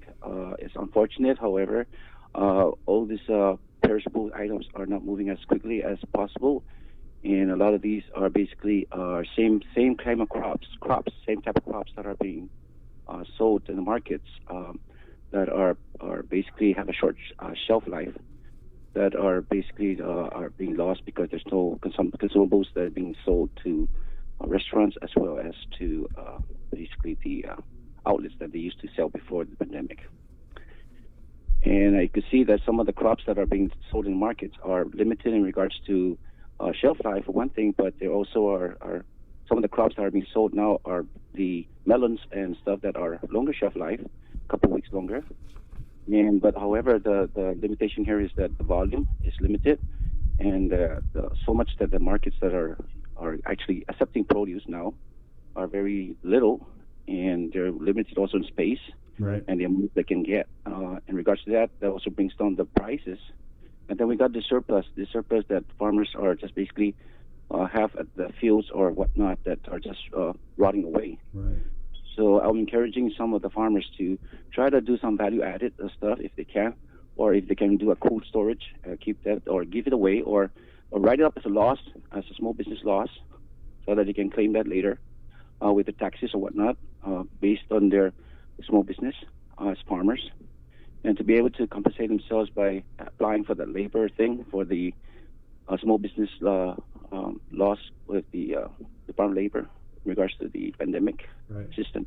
Can they donate these to? Yeah, that's what we're thinking, John. Let's just fast forward to maybe we need to kind of involve all these guys and figure out how we can get this food to people who need it before it goes rotten. That is true. In fact, there's a non-profit organization that's actually doing that as we speak. Guam Sustainability or Sustainable. They actually are trying to procure some of the produce to give out to the needy and homeless and hungry. John, can we get the name of that group again? Guam Sustainability. Guam Sustainability? Yes. Is there a contact person? Marilyn. Yeah, they have a website. Marilyn. Okay. Beneria, I believe her last name. Yeah. Okay. So they got a website. Okay, that's good to know. Yeah. So they've been helping, trying to get to donations to buy the produce from the farmers, and some farmers are actually donating their produce. Some just recently, the past 2 days, some farmers donated cucumbers, 250 pounds of cucumbers, 300 pounds of eggplant, stuff like that they couldn't sell. So I'm keeping track also of some of the farmers that are trying to produce now or put something in the ground for the months coming up or the weeks coming up after the lockdown. So that's a good thing that they're projecting and looking at the whole trend as to the demand and supply, so that nobody overproduce something. Unfortunately, we don't have a cottage home industry, and part of the strategic plan that we're working towards is to have something in that sense, to have a food bank cottage home industry, so we can have all this surplus, all this stuff that when we have abundance of crops, we can process that into a byproduct or a value-added product that we can actually store, longer shelf life, and we can also maybe catch a niche market on it for the export potential. John, what would you advise? You said farmers laying down the seeds for the months ahead. What crops are you advising them to plant? And when you advise this, is it kind of keeping an eye on what's going to be in demand and what's going to have a longer shelf life and stuff like that? Yes, sir, that is correct. In fact, they gotta work it as a plan where strategically they know what's happening now in regards to the demand and supply, and to project like 5 weeks, 6 weeks out to see what are the crops that can be quick returns in terms of microgreens, for example.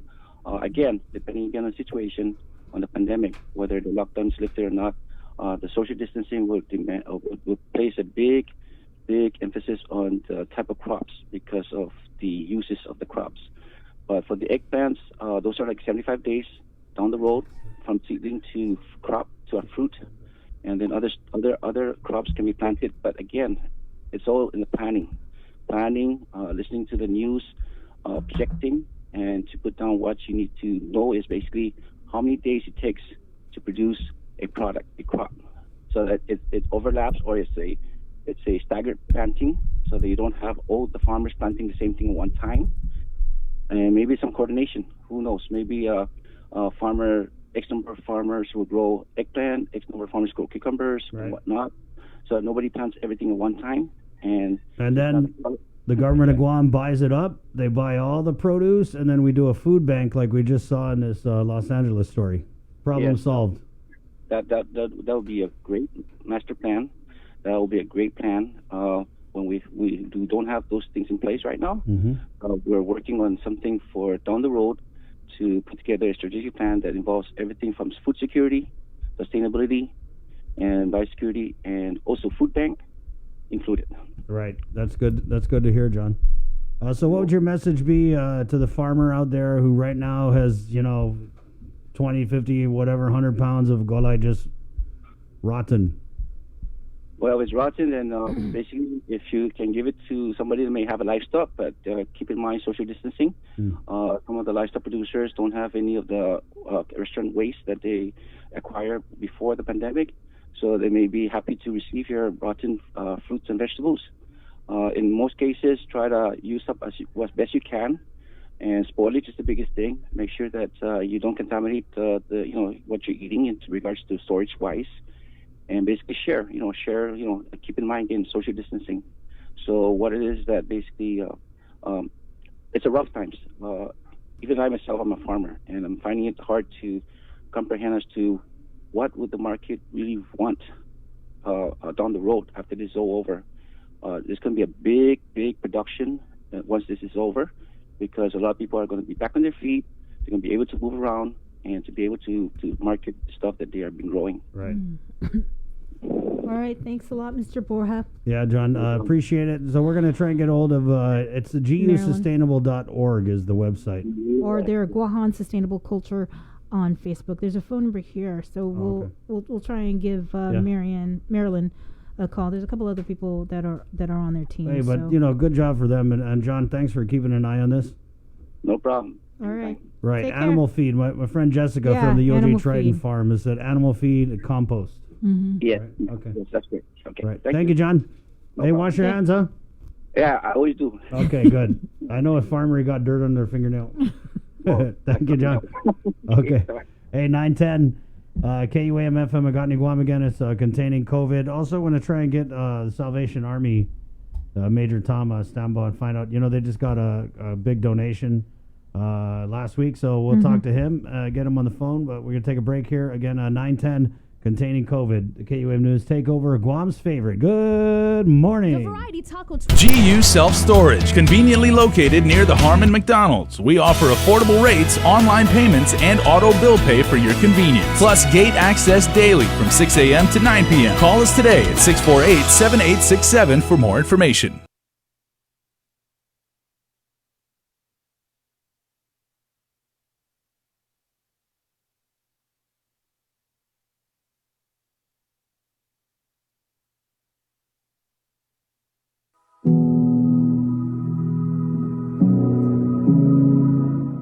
Hoffaday, I'm Jonagan Charfris, senior producer for KUAM News, and I'm sure you are probably tired of hearing it, but I'm going to say it one more time. I urge you to please, please stay home, to protect your parents, grandparents, manamko, loved ones, neighbors, hell, the entire island. Stay put, stay home. Make sure you wash your hands, practice social distancing. I know it's hard because we miss hanging out with family and friends, but the sooner we do our part, the quicker we'll get back to our regular routine. We will get through this. Thank you, stay safe, and stay home.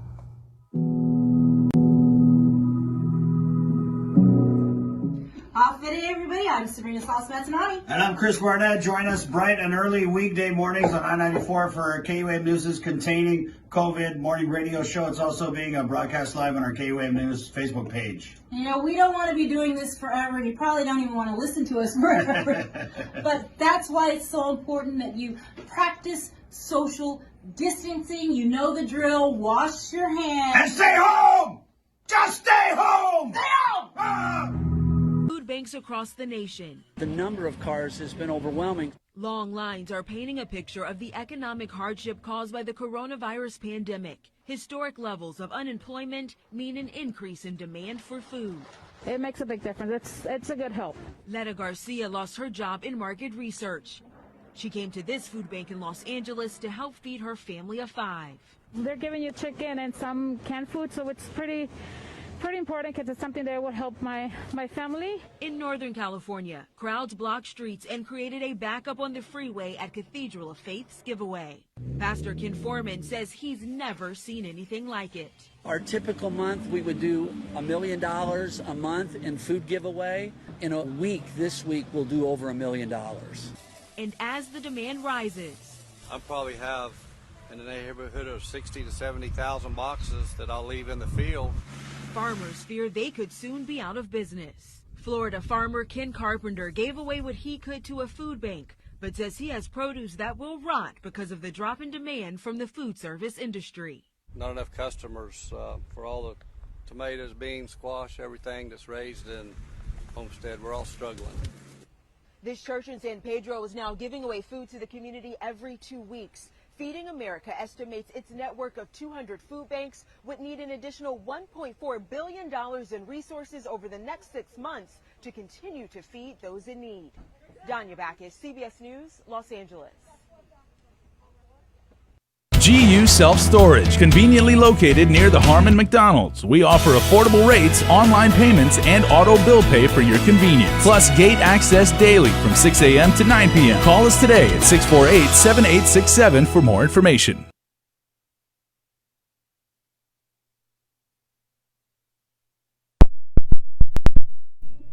Hey, shout out to everybody on our TV 11 broadcast stream here, running through all the ways that you can catch containing COVID, not catch COVID, catch containing COVID.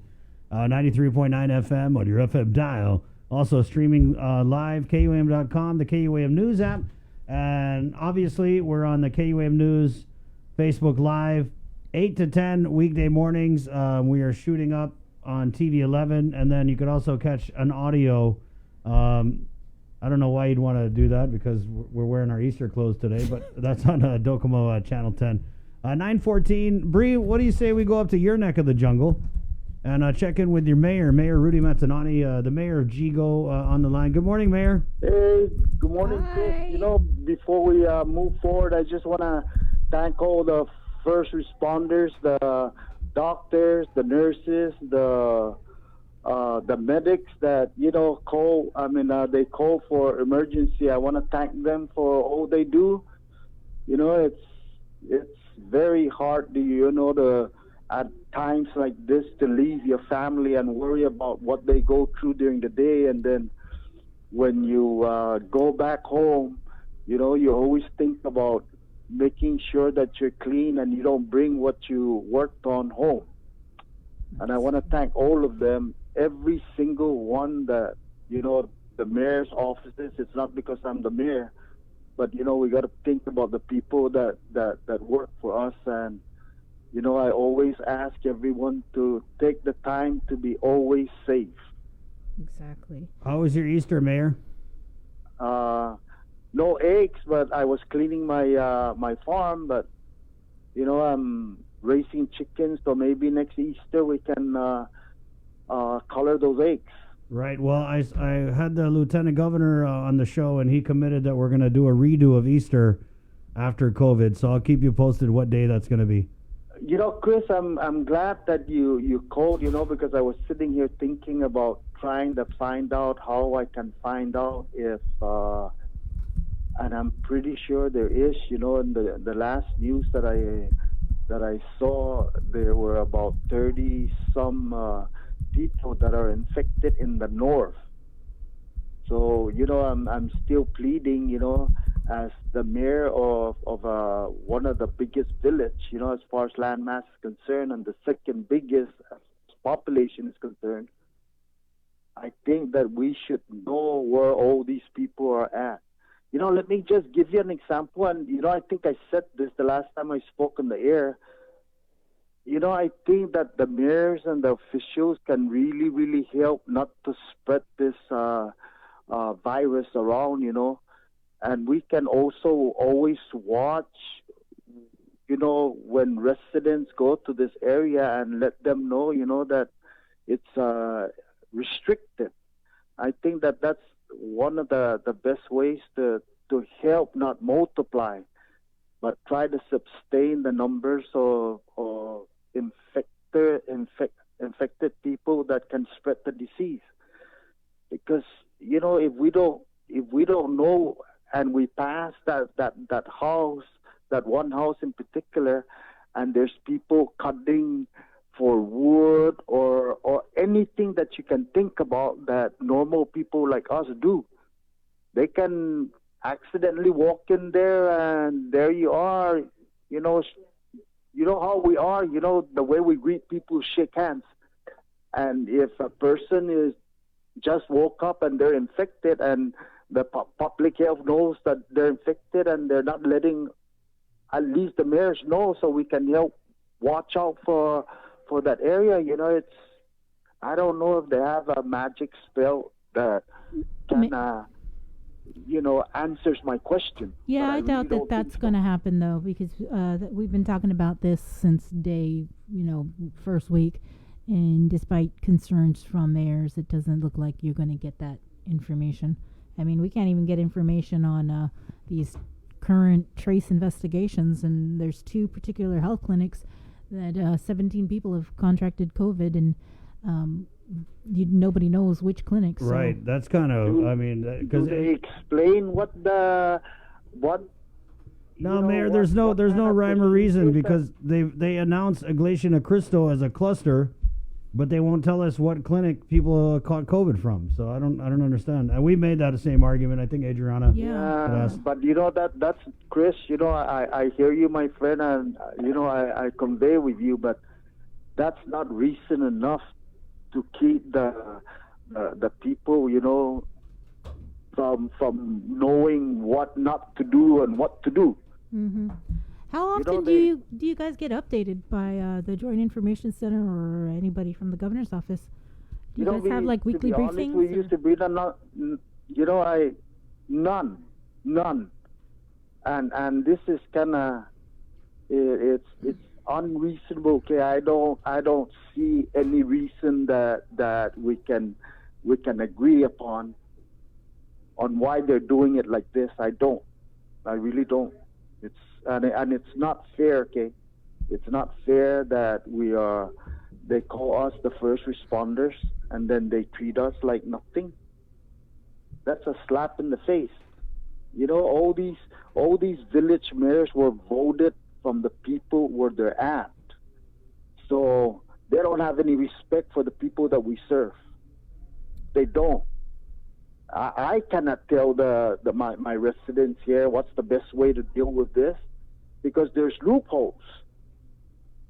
And you know, if there's a resident here that doesn't listen to the news, they're gonna say, "What the hell are you doing, Mayor?" And I've heard that before. Mm-hmm. And it's not fair. And I hope that these people that have the answers to what I'm asking for, I hope that they have a trick in the bag that saves me and saves the people that I look after here.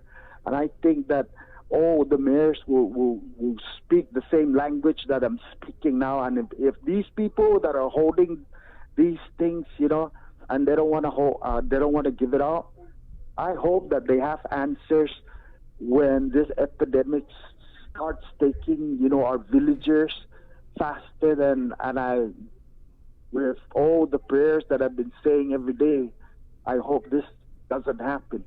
You know, because the people out there that we're trying to watch out for are innocent. I just find it hard to believe that there's no weekly updates, daily updates, or any kind of updates provided to the mayor. That's really what's happening here. I just can't believe that. I don't know. You know, I just got my AA just got this information. I haven't had time to read it because I've been just on the phone talking to some of the residents. And this is from Joint Information Center. Okay. It says here, profiles of Easter confirmed cases. Joint Information Center. What's up? Information service available. I don't know. Is that what is that? Is that a text, or it's WhatsApp? Yeah, it's an email that we got. Oh, to the mayors. Yeah. Oh, I see. Yeah. You know, I haven't read this. I don't know if this is another secret. Did you just get the email during this phone conversation? I just got it from my AA, yeah. Okay, your administrative assistant. You know about the information, yeah. Okay. Yeah, but you know, there must be a way that to do this better, you know, to pass this information out to the first responders, which we are as mayors and vice mayors. I think that we respond more quicker than, you know, GPD and I know that yes, GPD responds to a lot of crisis, and even them probably they're keeping this all the information that they haven't gotten out to the public away from GPD, and I don't know about that, but you know they have to do this better and communicate with people that respond to their residents every day. Yeah. I don't know. Well, you sound very frustrated, Mayor, but you know what? You're not the only mayor to tell us this. You know, Mayor Melissa, yeah, I understand, yeah. Mayor Dale, Mayor Jesse Gogwe, Mayor Robert Hoffman, Mayor Rivera, there's a lot of things, Mayor there's Louisa. a lot of reason. There's a lot of reason why these people should, because we can choose the information that we shouldn't, you know, tell people, you know, just for their safety, but. You know, I think the people in every village in this island should know a certain amount of information that they don't want to leak out, because that's just the way it is. You know, they shouldn't keep certain things away from the public like this, because you know that's probably one of the biggest reasons why this epidemic is spreading more than we can contain it. Right. Mm-hmm. And that is one of the things that we have in hand that can slow this virus from spreading, is contain it. But how can we contain it when we don't know where where those people, you know, are from? And I'm pretty sure there's quite a few from Jigo. Well, a majority, I think a majority of the cases are from northern Guam. Yeah. So, I mean, that's just Daddy Do and Jigo. Yeah. And so we spoke with Mayor Savars, and you know, Mayor, if you're not getting it from the governor's people, maybe you could get it from the regular people because, Mayor Savars said that some of the COVID positives in her village reached out to her, and she's been assisting in helping them get their medications or whatever. So, I mean, have you heard anything from any of your constituents about, so-and-so was positive? Or? No, I haven't. And I'm gonna use this in talking right here with you guys. I'm asking all the residents that, if they know where these people are, please just let me know. And all I want to do is help and kind of contain that's the only reason why I want to know about this. Okay, I'm one of I'm the leader here in Jigo, and my vice mayor Tony Sanchez, and we want to contain this. That is the way you fight this thing. You contain it, and you just do all the things that you need to do to keep the other residents safe from this epidemic. We gotta work together here, man. Don't think that just because you're smart, you know everything, because you don't. You have to spread the wealth here and talk to whoever's consulting, whoever has the power to give us this information. You're a consultant, you should fire them. Because, that's not the way you fight this. You work together to fight this. They cannot fight this alone. And that's what they're trying to do, is fight it alone. And they're leaving their resources that are very, very valuable out there as mayors and their people, to fight this, because you cannot fight this alone. Right. Mayor, look at it this way. We're in a war against COVID-19, and everybody got guns except the mayors. They're sending the mayor in with water pistol. Yeah. Chris, thank you for saying that, because that's exactly what they're doing. They're not trying to keep us safe from harm's way. They're pushing us, there where it's dangerous and where, we don't know anything about it. That's one of the bad things about this. Okay, I can walk into somebody's house and I cannot afford it because of my health or my people or other people. I don't know what kind of English they're using that they don't understand that. It's bad when people don't know. At least they watch out for the people that are there, not go close to them to contaminate themselves, but help them by keeping other people away. I don't know, man. We're supposed to be working together here, and we're not. But for all the innocent's sake, I hope that because of lack of information, that people that are innocent don't get sick because of this. I just hope. We all hope. Yeah, we all hope, and I thank you for that. Chris and Sabrina, thank you for the things that you do for our community. You people think that it's nothing, but let me tell you, you're a part of a big thing that makes Guam safe, and I thank all of you. Well, thanks, Mayor. Yeah, Mayor. You take care. Yeah, you all right? Hang in there, Mayor. Yeah, we just got to continue to work together. Amen. Yes, Take your meds. As much as we can. God bless all of you, and please be safe. And God bless Guam. Guam. God bless Guam, and God bless Jigo. There you go. Real quickly, Mayor. Let me tell you. Yes, go ahead. Teresa Garcia, she's been on our Facebook. She's asking that you give her a call. I'm not sure. Teresa Garcia. Yeah, she said. Teresa from Agapagumas? Yeah, she's asking you. She's just asking you to call her. The call about transparency. So maybe she knows something that she thinks you should know. Okay. Do you have her number right offhand? No, she's just on Facebook. She just posted for you to give her a call. Yeah, just ask your grands how to get on Facebook, Mayor, and they'll show you how to. You said that right, and thank you for that laugh. I know. God bless all of you. Hey, God bless Guam, God bless Jigo, and God bless you, Mayor Rudy. All of us. All right. Wash Take your care. hands. Okay, guys. Okay, continue doing the right thing. Right on. Adios. There you go. Mayor Rudy Matanani of GGO. Frustrating. You know, all the mayors are saying that. I know. I don't know what's going on, but, you know, they really want to know. You know, when it comes election time and they need the mayors down there in the villages, we'll see. We'll see how quick they pick up the phone. Yeah. 9:30, Bree, a story that we covered exclusively over the weekend. Which one? Was this story about retirees and the Naval Base Guam Commissary. Yes. Right. And so actually I have one of the retirees who was there on the scene Saturday morning. Want to bring up on the show, retired Army First Sergeant Manuel Jr. Regis. Good morning, sir. Good morning. Half a day, Manuel. Can you just take us back to the beginning? So in the story we did, you guys showed up because in anticipation of these huge lines, because we could only go Friday, Saturday, Sunday. You guys show up to kind of like get a head start on waiting, and then just tell us what happened Saturday morning when you showed up at 7 a.m. Copy. We all showed up, or about 15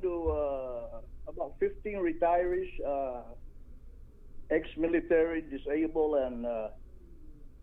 and seniors arrived at the commissary around 7 o'clock in the morning.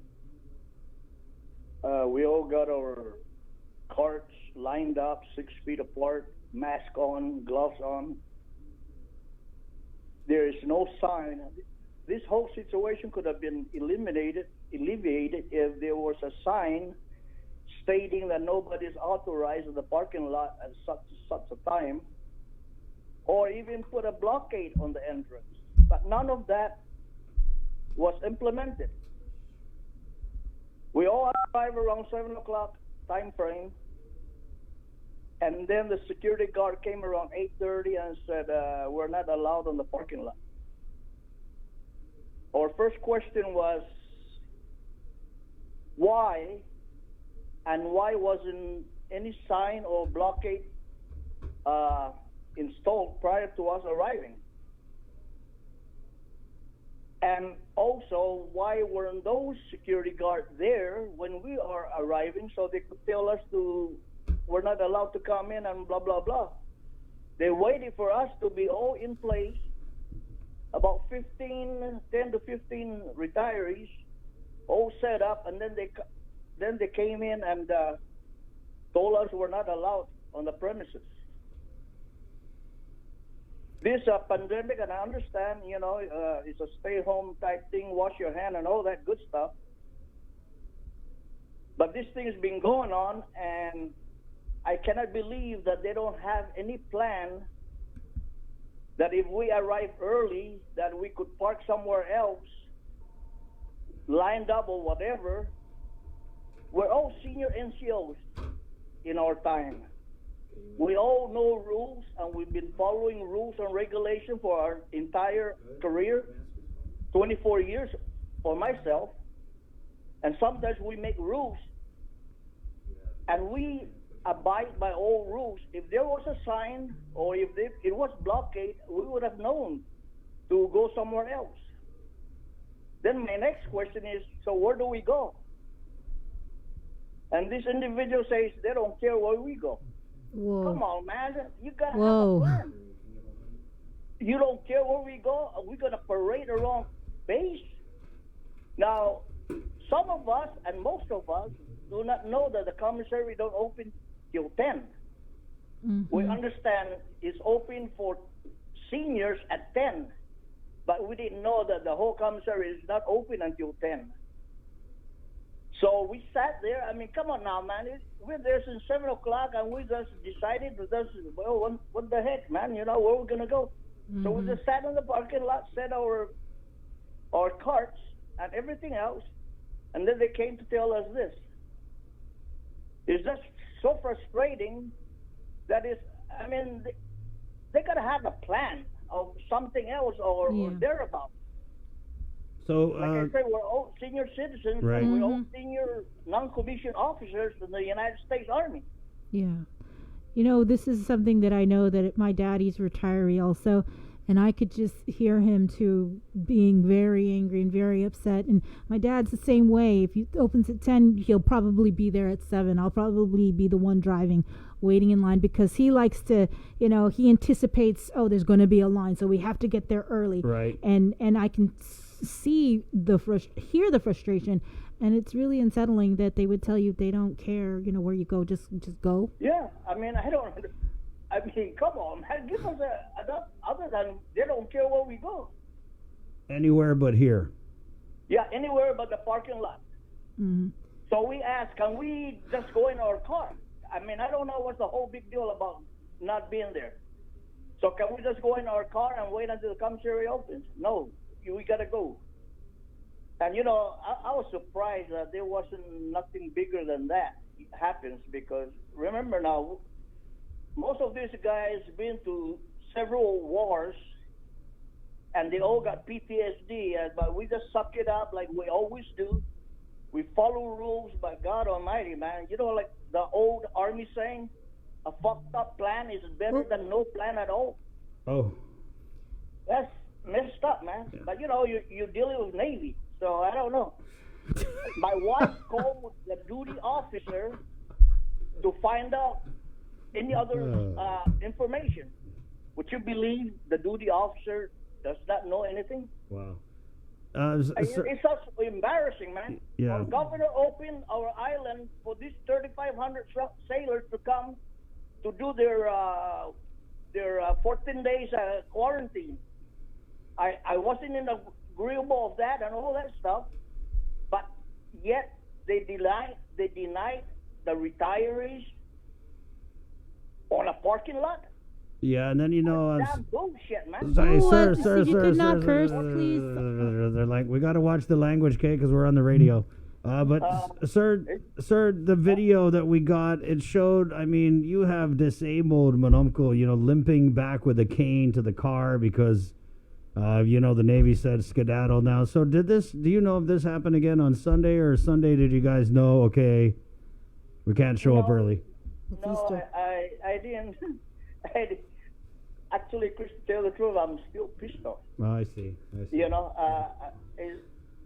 And there's times, you remember now, tomorrow is my basic language, and when I get pissed off, I cannot speak English, man.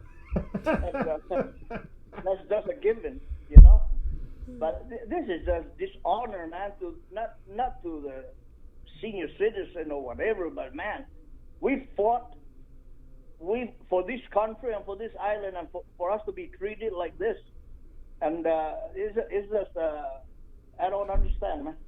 Yeah. Well, thank you, sir. We're gonna track this down and call up some people. Mm-hmm. What would your message be though to Admiral Manoni, sir? Because obviously the governor and Admiral Manoni, they gotten really close over this COVID-19, and so I had put something out that if, like you said, if the governor is gonna stick her neck out for the sailors, I think she's got to do the same for our Monomco. So what would your message be to maybe the governor and the admiral?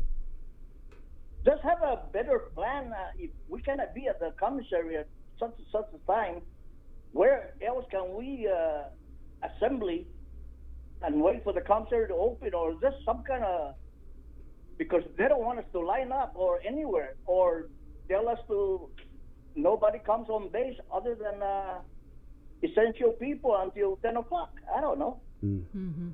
Right. But you know what, Chris, to tell the truth, even before all this pandemic happens, we never had problems with crowded commissary.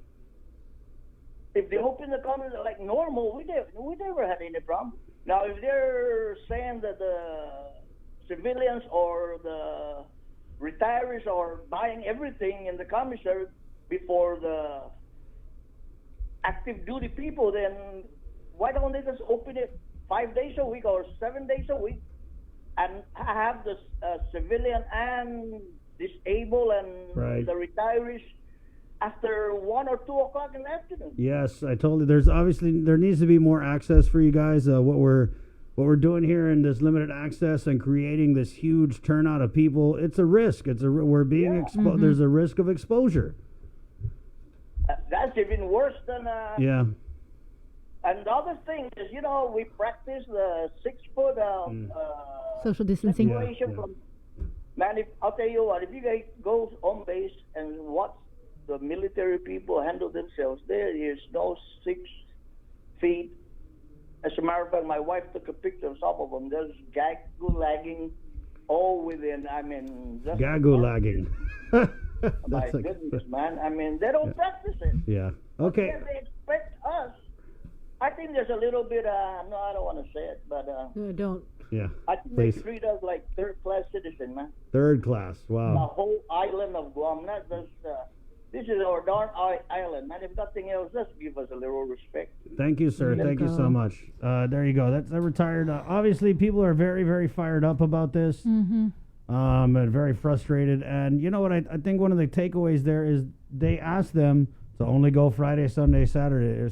They asked them to do this, they asked them to do that, and they're totally fine because, you know, these are ex-military guys, so they know that the rules are rules. Mm-hmm. And so had they been told that they couldn't show up early to wait in line because you're limiting access and creating this traffic jam, then, like they said, okay, we'll plan accordingly. But you'd expect people to show up early because, of course, yeah, because if you've seen any of the videos from before when they first started the limited access, people were lining up, people were waiting hours in line, and I know, if my dad was here, oh my goodness, I could hear him. He would be so upset, and you know, I would be with him, and he would be like, take me to the Admiral's house. Yeah. Let's go. It'd be like top story KUAM every night until it's resolved. No, yeah.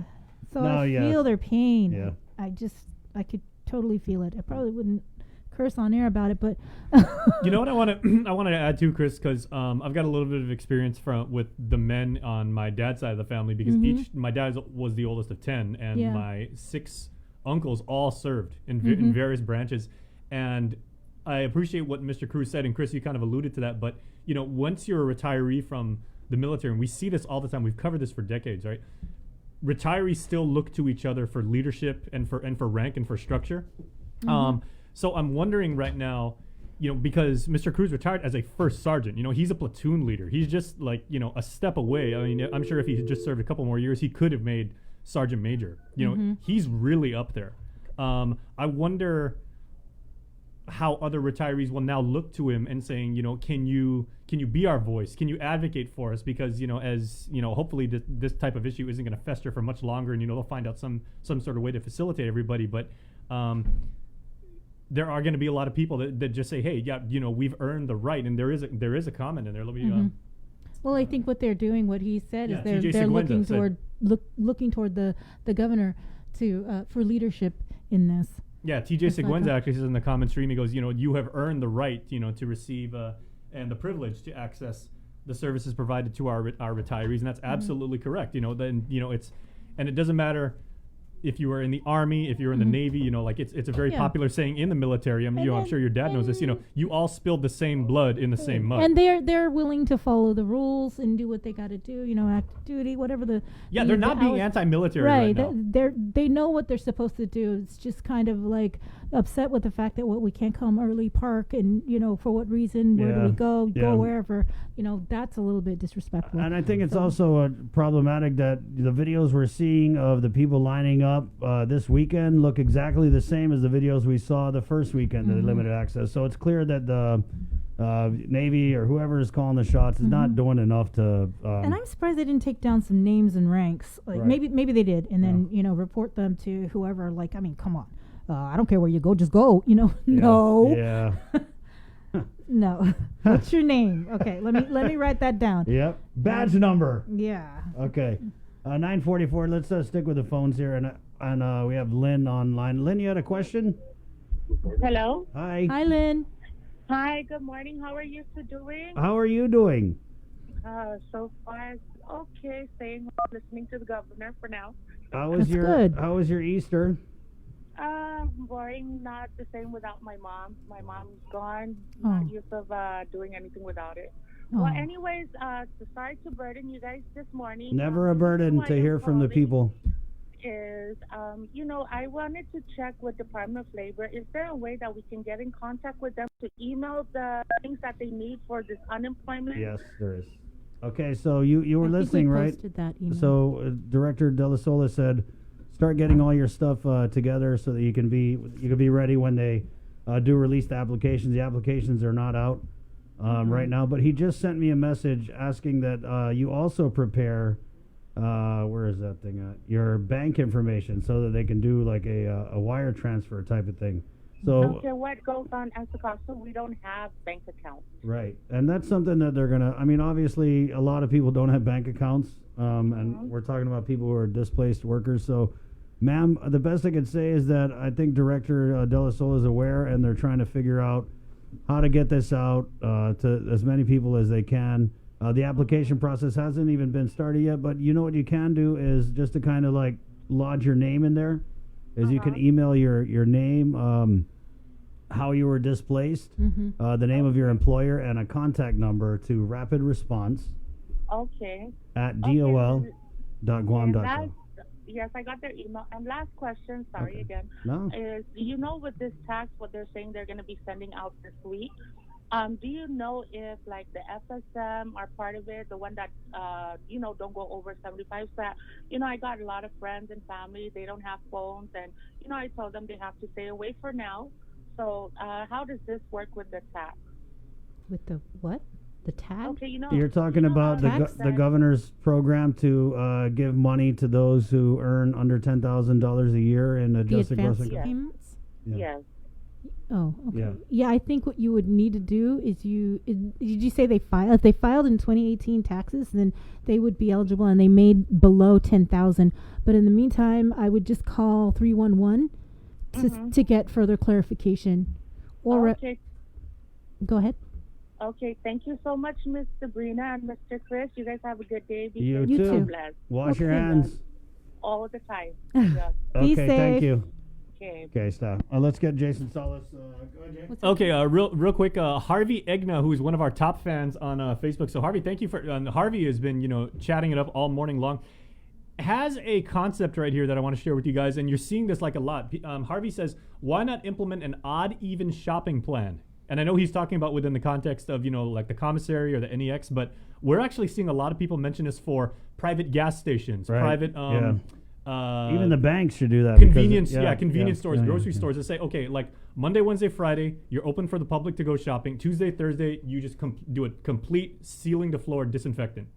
A lot of people have been saying that, and a lot of these private companies have even, unofficially, they said, okay, Shell's open certain days, Mobile's open certain days, and everything like that. We trade off because we realize we're all working on this together. So, that's a really, really sound comment. Yeah.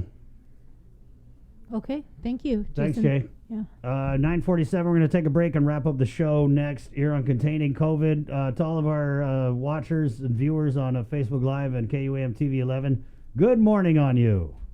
GU Self-Storage, conveniently located near the Harmon McDonald's. We offer affordable rates, online payments, and auto bill pay for your convenience. Plus gate access daily from 6 a.m. to 9 p.m. Call us today at 648-7867 for more information.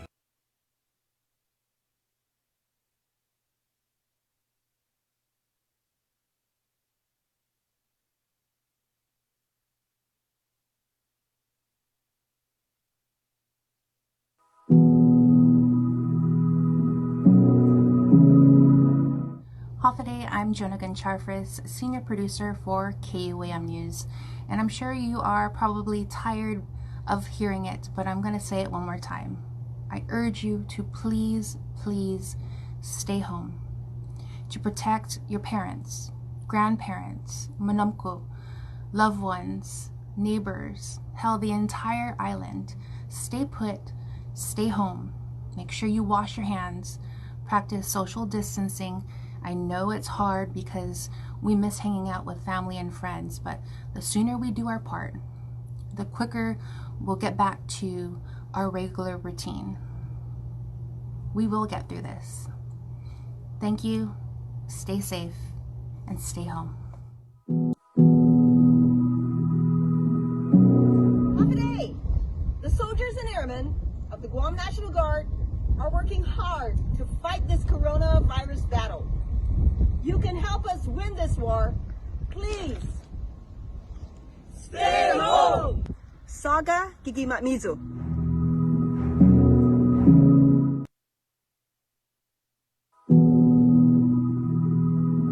Today, my Marianas, this is Tomas Maglonia on the island of Saipan reminding you to stay home as much as possible. And when you have to leave your home for essential things, practice social distancing. Remember, you can still keep in touch with your loved ones online.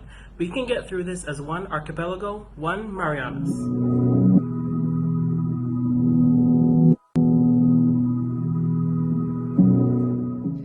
Hey everybody, I'm Sabrina Salsmatanani. And I'm Chris Barnett. Join us bright and early weekday mornings on I-94 for KUAM News' Containing COVID morning radio show. It's also being broadcast live on our KUAM News Facebook page. You know, we don't want to be doing this forever, and you probably don't even want to listen to us forever.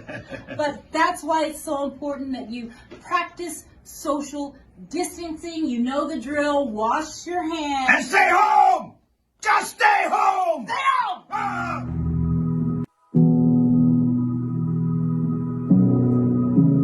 Buenas and half a day. Mabuhay. What's up, Guam? I'm Norm. If you're watching this from home, then great. But if you're somewhere you don't have to absolutely be, please go home and stay there. I know it's difficult for us to change our routines and habits, and personally, I'd rather be with my family and friends dining in a restaurant or going to the movies. But the timing, it's just not right.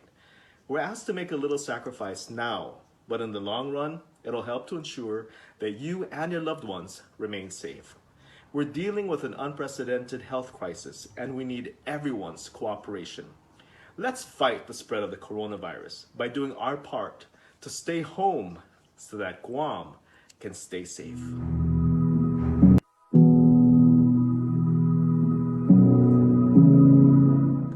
Hafaday Guam, Adriana Cotero here, and I am currently reporting from home. And I encourage every single person in this community to stay home. COVID-19 cannot survive if we do not feed it, and that means staying home and washing our hands. Now, I know I've heard people my age in their mid-20s say, it's okay, we're young, we're healthy, we have strong immune systems, we could fight it. That's not true, and we also don't know who we could potentially be exposing. The only way that we can fight it is if we stay home. It is our duty to stop the spread and to stay home. Be safe, Guam.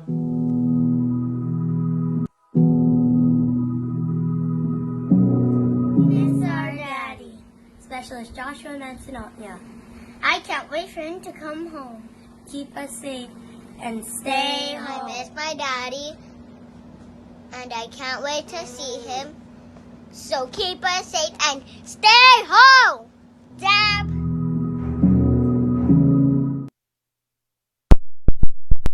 Summer nights, drinking wine by the fire, catching on. No. You're looking good. Wish I could tell you I was so. Hey. Oh. Right, here we are, 9:53. We were just clowning around over here about this pamphlet that the government of Guam is handing out. It's not a laughing matter, though. Yeah, COVID-19 is not a laughing matter, but this pamphlet where the advice that they give and these stop checkpoints, these not checkpoints. No. That's right, they're not checkpoints. These road closures. One of them is, here you go, you're going to pop that up here. How can I protect myself and our community? Greet others with a shaka instead of a handshake, hug, or a kiss. And I just got to go back to that song I wrote, Hawaiian Chamorros, that just, right? I had to think about the shock ever since then. But, you know, maybe we could throw up the Laddie Stone or there you go. Do a wave. Anyway, 9:54, you know, we like to end the show with some, like, positive news because every day in this COVID-19 battle, there's always so much bad news. And so what do we got this morning, Bree? Well, you know, I just got an email this morning from Pacific Federal Management. What did they did something special for the Guam Memorial Hospital. The local company is contributing over 200 Easter meals to the medical professionals on the front line of the COVID-19 pandemic at GMH and at the skilled nursing unit in Barrigada Heights. The meals were prepared by Capital Kitchen and were delivered hot and ready to eat by volunteers from Pacific Federal Management, the food truck, and Capital Kitchen. So Thank you guys for that. Also, Dr. Thomas Christ, he posted on his Instagram page that they're so grateful to our friend, the FSM Consul General, Teresa Philippin, for her generosity treating all of the dorm students with dinner meals from Jamaican Grill.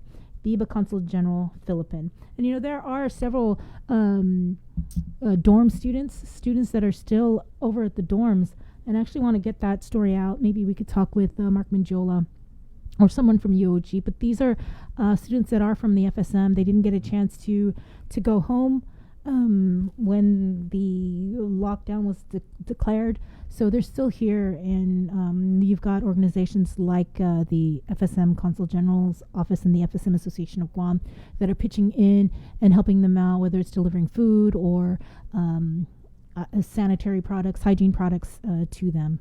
So thank you. Yeah, definitely. That's awesome. And, on that note, Bree, I want to end with one of my favorite songs out of the FSM to kind of tie this all together. Mm-hmm. But before we go, I just really want to thank everybody working in the little mom and pop stores throughout the villages. I saw something today or over the weekend. In my village store, obviously, the governor mandated that all businesses, their employees and the customers wear masks. But there was a lady who didn't have a mask, couldn't get into a store, and the only reason why she didn't have a mask was because she couldn't afford one. And so the lady keeping the register at the store gave her one of the extra ones that they had. So just little stories like that, and knowing that these, these people working in the mom and pop stores, we tend to forget, that they could just be home with their families, but they're sacrificing things too, and they're worried as well from the risk and the exposure. That they Some face. of them have put sinks outside right. of their stores. I think I can't remember the name, Park Store, I think in Young's Market, right? Yeah. So thank you. So yeah, them and of course again to all the nurses, the first responders, the fire department, everybody working hard over at GMH and in clinics across the island. Yep. And remember, 10 o'clock, the not checkpoints but road closures go into effect. That's 10 a.m. to 10 p.m. and make sure to watch Session. They're in emergency session right now. Yes, and we had a comment here. Just got into session, already on recess. So wait, okay. I think that's what kind of day it's going to be. We should do that. We start the show. Okay, everybody, we're going to go take a break. Recess time.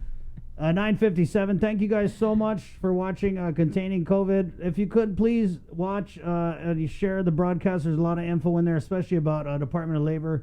And remember, there's just so many ways to catch this show.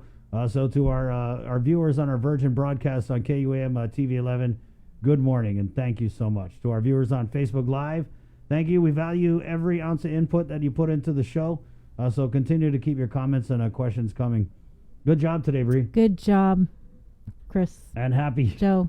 Jason. Right. We have our behind-the-scenes team here. Jason Solis, of course. And Joe Sir. Tamulo. Yep. Okay, there they are. Hey, so leaving you again with this Kids from Chook for my co-host here, Sabrina Salas Matanani, Guahusi Chris. Thank you so much for watching and listening to Containing COVID. Adios.